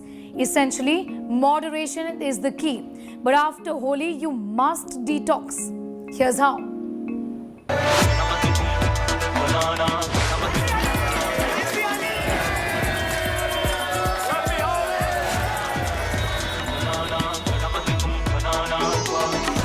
Holi is all about letting your hair down. Sweets, bhang, masti and floric means problems the next day. Imagine being sloshed and having to turn up at work the next day. To get over from the after effects of the celebration and to slip into normal routine, here is what you must do. Lots of fried food and sugar on Holi day. Well, a lot of people like me gorge into gujiyas even before the actual festival. So let the next day be about fiber and simple homemade food. Munch on nuts and fresh fruit. So during Holi, it's a festival. It's a big festival for Indians. So a lot of lip smacking food is being prepared. Dishes are prepared like sweets, gujia, and then your malpua, puran puli. So they are high in calories. So it's important that one should eat moderation, not a very high calorie diet, not too much of sweets, not too much of ghee, butter or something like that which is high in calories. Otherwise, you know that people will get on with the weight. We overindulge in junk food consumption during Holi. We must start consuming fresh fruits and dry fruits to restore balance to our unhealthy eating. Antioxidants, protein and healthy minerals are abundant in these foods. In order to always have them on hand when you want to snack, it is best to keep them handy in a container. So a lot of fluids, because in Holi, a lot of dehydration happens. So you have to rehydrate. You have to hydrate yourself too. So you should have a sip of water or a coconut water or juices. A lot of fluids has to be taken so that you don't get into dehydration. Hydrate yourself. If you frequently consumed alcoholic beverages while at the festival, be aware that doing so causes your body to get dehydrated. Dehydration and sugary foods together may cause additional problems. After Holi, make sure you drink enough water. Yogurt and paneer are examples of probiotic foods that you can include in your diet. You can also switch to consuming fresh juices if you don't enjoy eating fresh fruits. These liquids can replenish all the energy you expended playing Holi. Also, the biggest problem we deal with is getting over a hangover. During Holi, one should maintain a calorie-based diet. Should not be too high calories. You should have a lot of fibers, fruits, and not your sweets, which is usually being taken during Holi. So you have to see that you eat in a moderation. So in the breakfast, you can have light diet like oat smoothie or something like that. And in the lunch, you can have fruits, salads and other things, etc., which can be included in your diet. Even makhana kheer, which is also low in calories, which can be included. How does one do that right? Other tips are exercise. Working out will help your heart beat faster and improve the amount of oxygen and nutrients that reach your cells in your blood. Muscle cramps and fatigue are elevated by exercise. Exercise also causes the production of endorphin and the happy hormone, which help combat the effects of post-festival blues. Also, plentiful sleep and rest will revitalize the complete system. With Kshitija Gosavi, Bureau Report, India Today. Holi festivities can be completely ruined if your children are bullied or get hurt during this period. And that's the reason why we spoke to experts on what to do to help your children enjoy this festival to the fullest without compromising on their safety and security.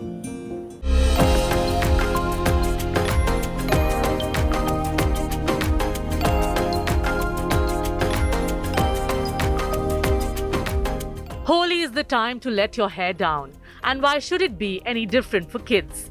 A little precaution will go a long way in making the festival enjoyable for everyone, kids included. Experts say there are dangers associated with using balloons, and kids should be encouraged to use pichkaris instead. Balloons can cause serious injuries to the eyes, ears and skin when thrown with force, especially on children. Kids may use whatever they want to, it's a joyous occasion, but they need to be given instructions on what is safe and what is not. So if they use water balloons and throw it on people randomly, they should know that they can cause a lot of harm and injury and pain. So not from the rooftop onto people who are driving or on, strangers, because it can hurt them. And if at all they have to use the balloons, they should not aim it anywhere near the head. No eyes, no mouth, no ear, because they can get injured. If at all, on the back is the safest. But yeah, better not to use the water balloons. Use the pichkaris. They're much safer. Or just use a mug of water. That's more fun. The skin of kids is way more delicate than ours, and applying virgin coconut oil all over their bodies will help removing the colors later. The night before Holi, you should oil your children's hair thoroughly. You should repeat this procedure in the morning as well. Children with long hair should tie them before playing Holi. They must also wear a scarf on their heads as a precaution. It's recommended that your child wear long pants and a full-sleeve shirt to avoid exposing his or her skin to colors as much as possible. Kids being kids won't focus on anything but play. But you should not forget to keep them hydrated. Children should be hydrated at all times, so they have to be reminded that they need to drink, because when they're playing, they just forget everything. So keep calling them over, give them a glass of water, give them some nimbu pani, give them some fresh juice. Just keep reminding them that they have to drink, because as I said, they're just going to keep forgetting about that. That's all. Just make sure they're hydrated well. Your child should be instructed to use the pichkaris in a manner that does not harm other children. Ask them to avoid spraying water on others' faces, their eyes, or in their ears.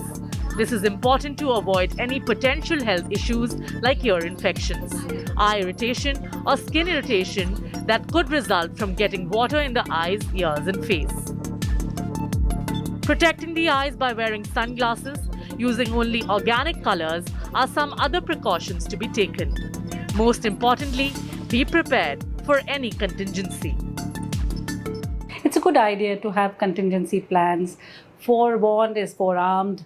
The parents should have the pediatrician's number on their mobile. They should identify the closest hospital if they need to go for themselves or for the child. Have a very basic emergency kit in hand, like a betadine lotion to clean any injury, a paracetamol for any pain, band-aids, keep an anti-allergic, whichever they're comfortable with, like an Allegra or a levocetrazine. Keep some gauze to clean up. Keep a bucket of water, clean water ready in case there's powder in the eyes so that they can clean up the eyes. And basically hope for the best, hope they never need it. With Sneha Modani in Delhi, Bureau Report, India Today. Lastly, what's fun for you during Holi is not fun for your pets. And that's the reason why we put together these details for you to get a sense of what you can do to keep your pets safe during the time when you are having the maximum fun during Holi. If your dog is scared of loud noises or crowds, it is best to take him out on a walk early morning on Holi or late at night. Ensure after Holi that they are not licking anything from the ground. They're not licking colors and they're not licking anything that they're not supposed to be licking. When there are guests home, give your dog some space. They need it. Chewing is a relaxing, stress-releasing activity for dogs that also releases endorphins. You can give your dog yak milk chews, frozen carrots or slices of de-seeded apple to chew on, especially if they appear stressed. Do not, absolutely, you must not allow anybody to use colors on your animals. It can be deadly for them. Spraying your dog with watercolor or balloons at this time is very risky. The color can cause skin allergens and infections, and if ingested, can be toxic for our pets. Lastly, do not share any sweets or any food with your dog that is not meant for your pet. Well, that brings us to the end of this edition of Health 360. We hope you enjoyed watching the show as much as we did, putting it together for you. We also hope that you find some of these tips useful during this time. From the entire team of India Today, thank you so much for watching. Have a safe and happy Holi.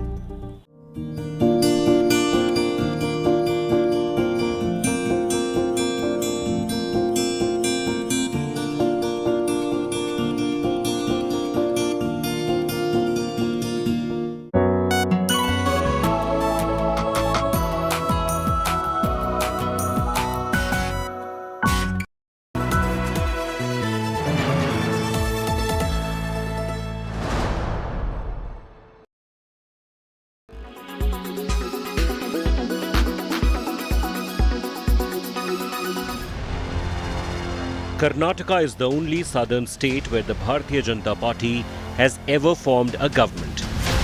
But Karnataka is doubly special for the BJP because Karnataka is the first state where the party formed in 1980 first got the taste of power as the ruler. And if there was one man who played a very crucial role in establishing the BJP in this state, then it had to be B.S. Yedurappa, or BSY, a seasoned and wily politician who would come up with a much discussed political strategy called Operation Lotus.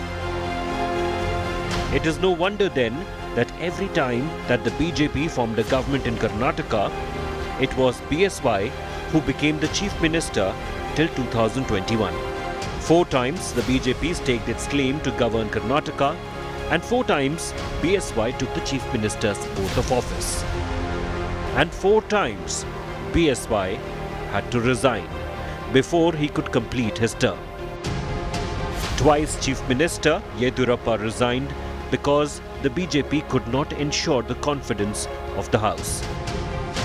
Ironically, the remaining 2 times Yedurappa had to resign because he himself lost the confidence of the BJP. It was on 26th of July 2021 that four-time Karnataka Chief Minister announced his resignation. 5 decades in politics, 2 days to 3 years at any one time in the Chief Minister's chair. Many thought that was the end of B.S. Yedurappa. But then on 22nd Feb, when the veteran saffron leader stood up in the Bidhan Sauda and announced that he intends to make it his last speech in the assembly, everyone was stunned.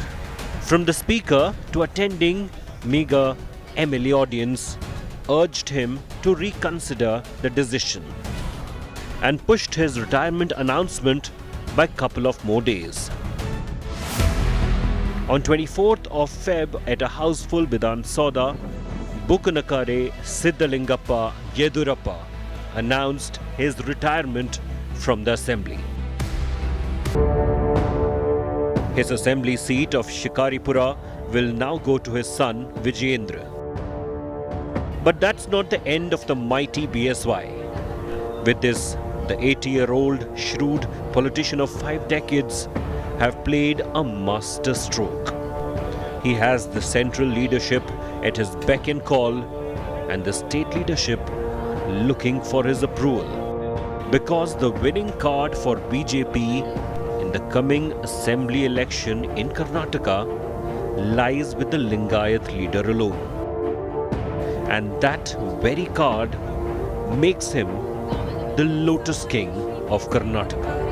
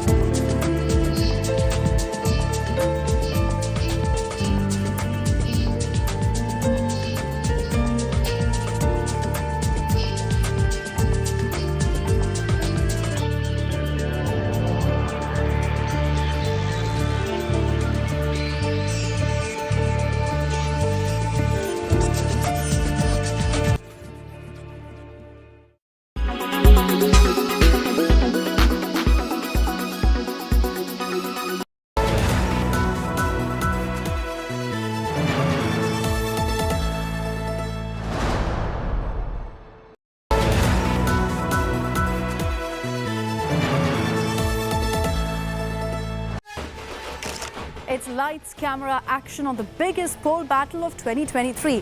And the BJP is doing everything they can to retain power in Karnataka. The double engine of Karnataka Congress, DK Shivkumar and Siddaramaiah, are doing everything they can to oust the BJP. But wait. Haven't we forgotten something? The JDS, aka the Kingmaker. Welcome to the State of War Karnataka.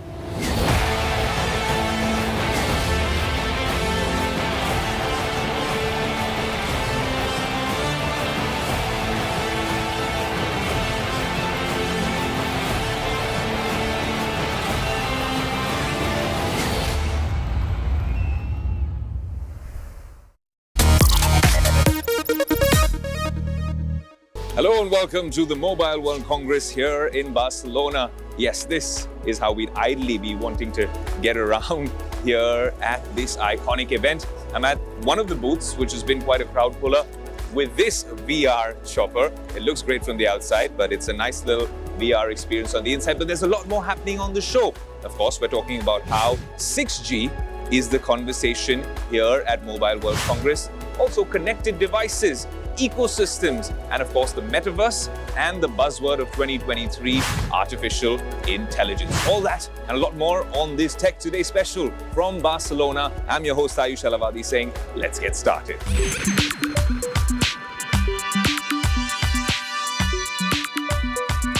Well, this is an ordinary phone. This is what phones and devices of the future are going to look like. A rollable tech a proof of concept here at the Lenovo Motorola stand.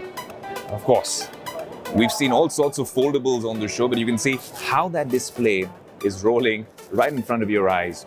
And it's happening here with their tablet and keyboard concept as well. I think it's absolutely crazy. We'll get you more on the show about how this tech works. But for now, this is the first look from Mobile World Congress in Barcelona, Lenovo's rollable tech in all its splendor.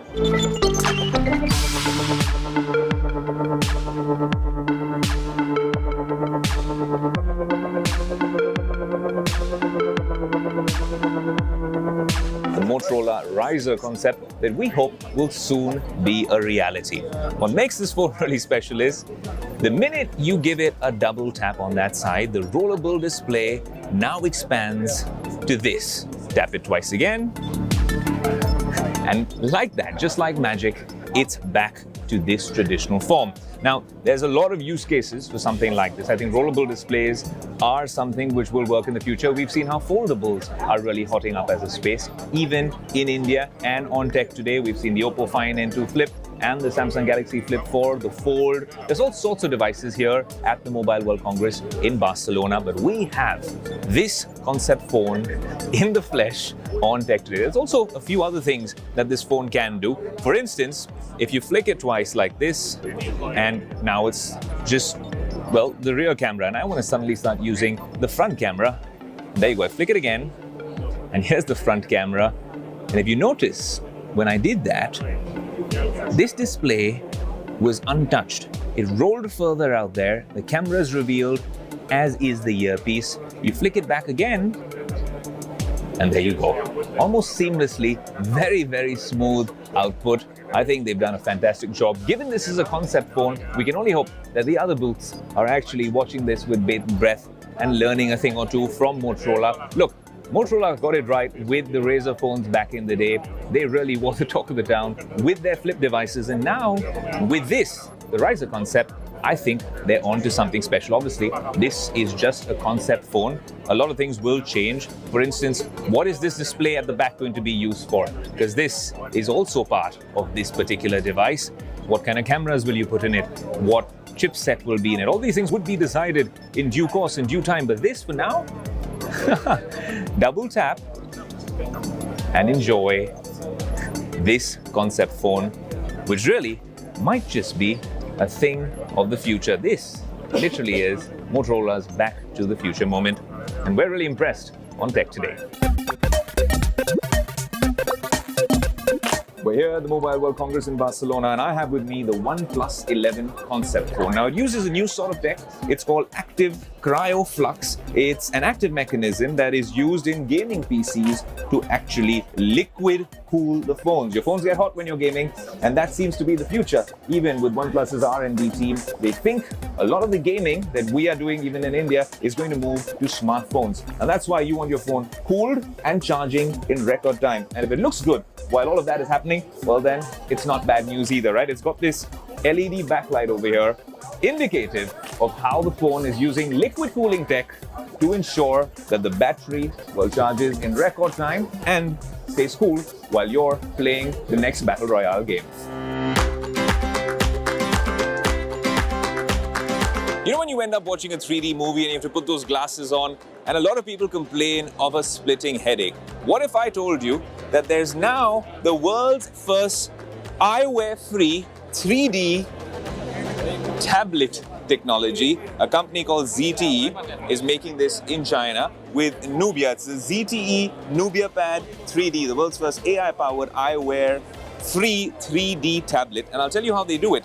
They do it using AI with these cameras. It's always good to cover good tech, and I think this is very interesting. I'll tell you how the output is. Well, the minute you put any content on this particular tablet, you hit play, and even if it's in 2D, and you take a normal file, hit 3D, it processes in a matter of seconds, and then you have, at this angle only, a fully 3D movie. How is it making it happen? Maybe you don't see it from this angle, but you see it from this angle, and that's your normal viewing angle with one face right here with facial recognition. These two cameras are making the magic happen, so to speak. They also have a similar light field technology at the back if you want to use this to shoot content. That same technology exists at the back as well. That's not just for videos like this, what if you want to shoot a 3D photo? Well, this is the world's first AI-powered 3D tablet, and you can do that as well. Go on the Leica cam, switch over the camera, and we'll show you me and my camera crew right here, and you can take a video or a 3D photo. Now, I don't know how much of it you can see, but it is quite fascinating that this sort of product is now here at the Mobile World Congress in Barcelona. Also, although this is, well, a China product, it does ship globally. So come April, you'll be able to order this anywhere around the world. The world's first 3D eyewear-free tablet. Interesting? Let me know.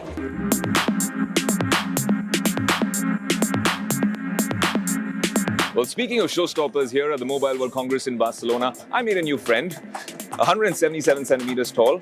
That's actually shorter than me, but he's standing on a pedestal, the Cyber One, a humanoid robot from Xiaomi.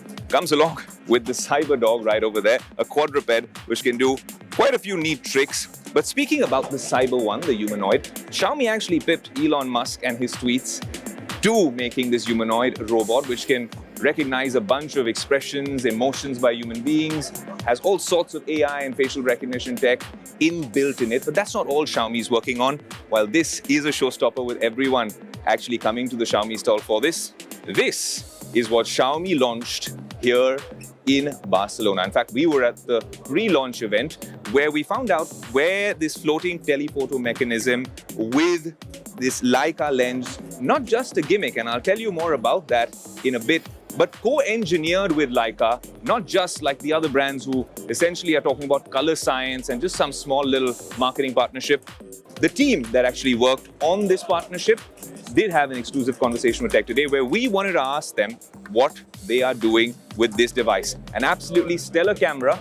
You're going to see a review very soon, but here's a few camera samples on the screen. You have a nice, neat little watermark, and whilst I'm talking, you have Cyber Dog following me around. I think he's taken a liking for me. But that's not all. If you walk around the Xiaomi booth right over here, you see that they've been building on an ecosystem with a smart living room, a smart kitchen, and these are popular products all across the world. A smart workspace as well, something they've been talking about, barring all the special edition phones and some of these interesting Redmi devices as well, is actually their mobility or their smart outdoors department, where they've been speaking about an electric scooter.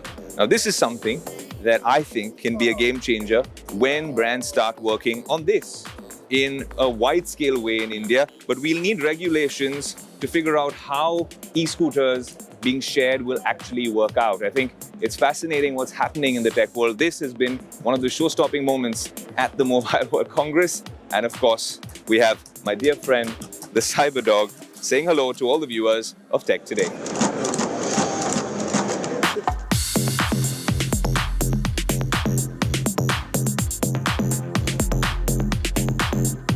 Here's another big launch at the Mobile World Congress in Barcelona, and we have it exclusively for you on Tech Today.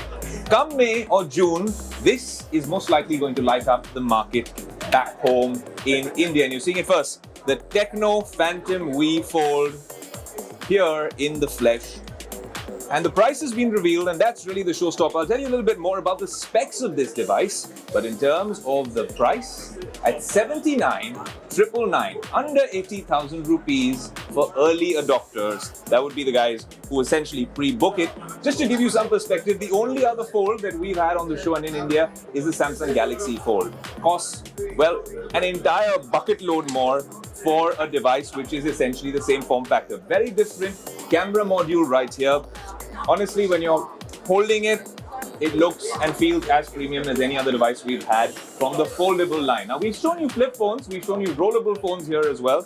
And finally, we have a foldable launch here as well. A little bit more about the specs of the phone. You have a 5-lens camera system, a rear camera, a 50 megapixel main camera, 50 megapixel telephoto, a 30 megapixel wide angle, and a 32 megapixel front camera, sub-screen, main screen, 16 megapixel camera. Well, obviously, this is a foldable, so you can take a selfie like this. And if you don't like that camera, then you can always use this particular camera. And then you also have a camera right here. In terms of charging, it comes with a 5000 mAh battery, 45 watt supercharge. It's a 5G device, and most importantly, it comes with an interface, an OS which was built for foldables only. 256 or 512 gigs of storage. In terms of the RAM, you can add 9 gigs more of virtual RAM and hope. And we really expect this to be a snappy one.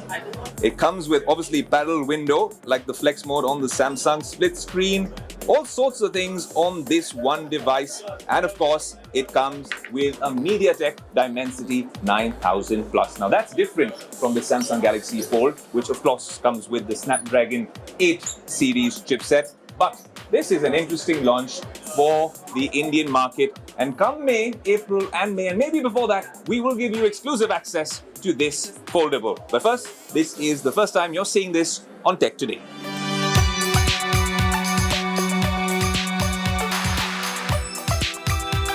This is paradise for a tech geek. The Lucid Air here at the Mobile World Congress. A very good looking car. 0 to 100 in under 2.7 seconds. 1,111 horsepower. Nearly $150,000 in the US. We haven't seen this back home. But if you speak to Lucid, they're not comparing it to the Tesla, interestingly. They talk about comparing it to the EQS or even more premium cars out there in the market. But here's an exclusive first look of the Lucid Air at Mobile World Congress in Barcelona. There's a lot of things happening here at the Congress. EVs, not too many. We've seen a Tesla. There's one parked right over there as well. And then, of course, you have a Lucid here as well. There's more EVs at the Auto Expo and, of course, at CES Las Vegas. But, of course, technology, EVs, it's all one big bucket. And, of course, you get all that coverage on Tech Today. And when we do take that out for a drive, and maybe we'll get you exclusive visuals very soon, you might need to take a break, strap up, put your seatbelt on, and be prepared for it. And I'll tell you how I want to exit this particular frame. Well, this is me at the Mobile World Congress in Barcelona. And this also happens to be me at the Mobile World Congress in Barcelona. And off I go.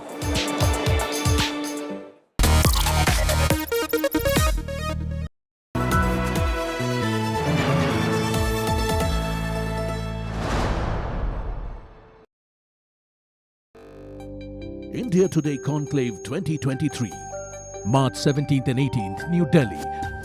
Listen to S. Jaishankar, Shashi Tharoor, Justice U. Lalit, Justice Sharad Arvind Bobde, Sanjeev Goenka, Anil Agarwal. The India Moment.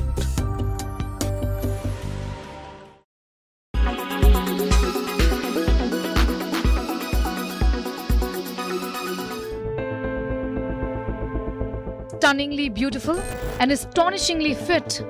Actor and former model Miss Universe 1994, Sushmita Sen, shocked fans the world over after this announcement on a social media platform. She had suffered a heart attack, she said, and was well on the path of recovery. This announcement raising questions on how and why women are now having cardiac disease, a disease often associated with men. Women are not immune from heart attacks. Women are as predisposed to heart attacks as males, especially when they cross their menopause, and when it's been 5 years down the line of menopause, then the risk of heart attack becomes equivalent in both males and females. There have been occasional cases of females in their late 20s, early 30s who are pregnant and who have come with heart attack, and that occurs there sometimes due to spontaneous dissection in the coronary arteries. And but that is the incidence of that is quite less. In fact, the burden of cardiac arrest is huge when it comes to women, says the Global Burden of Disease report. Cardiovascular disease is the leading cause of death for women globally, accounting for 35% of deaths among women globally.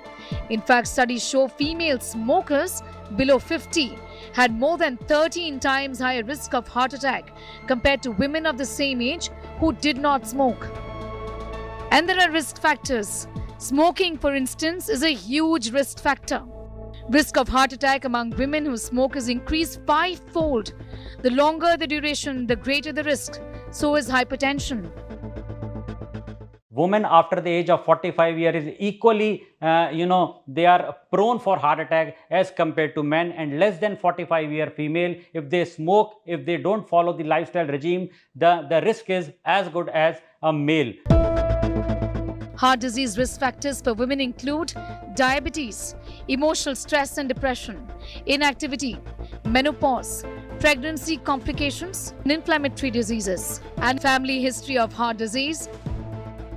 Also, why are those visibly fit developing an unhealthy heart? This is a fact that anybody, if he gets heart attack, he or she is not a healthy individual. The symptoms may not occur maybe because of diabetes, maybe because of some other reasons, but the heart problems starts since very long, and slowly they progresses, and eventually they culminate into the heart attacks. And if the individual has heart disease, because of the family history, that is well accepted. Symptoms of a heart attack in women is very different from what we see in men. Sometimes they can be vague. For example, neck and jaw pain, upper back pain, shortness of breath, pain in both the arms, nausea, sweating, dizziness, fatigue, and also heartburn. These are symptoms often seen in women who are in a heart attack. In New Delhi, Sneha Mordani for India Today.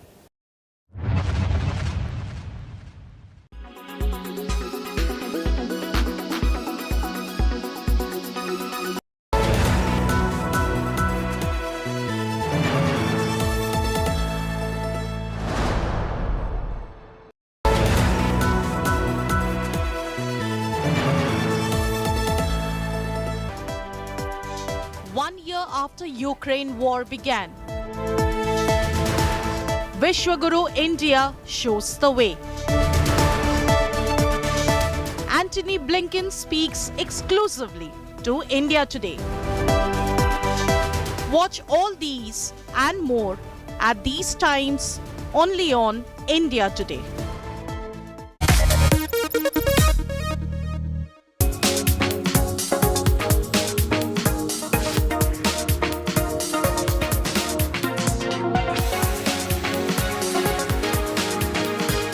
You know, some of the biggest conversations in the world of technology start here at the Mobile World Congress in Barcelona. And the change makers, the thought leaders are all here under one roof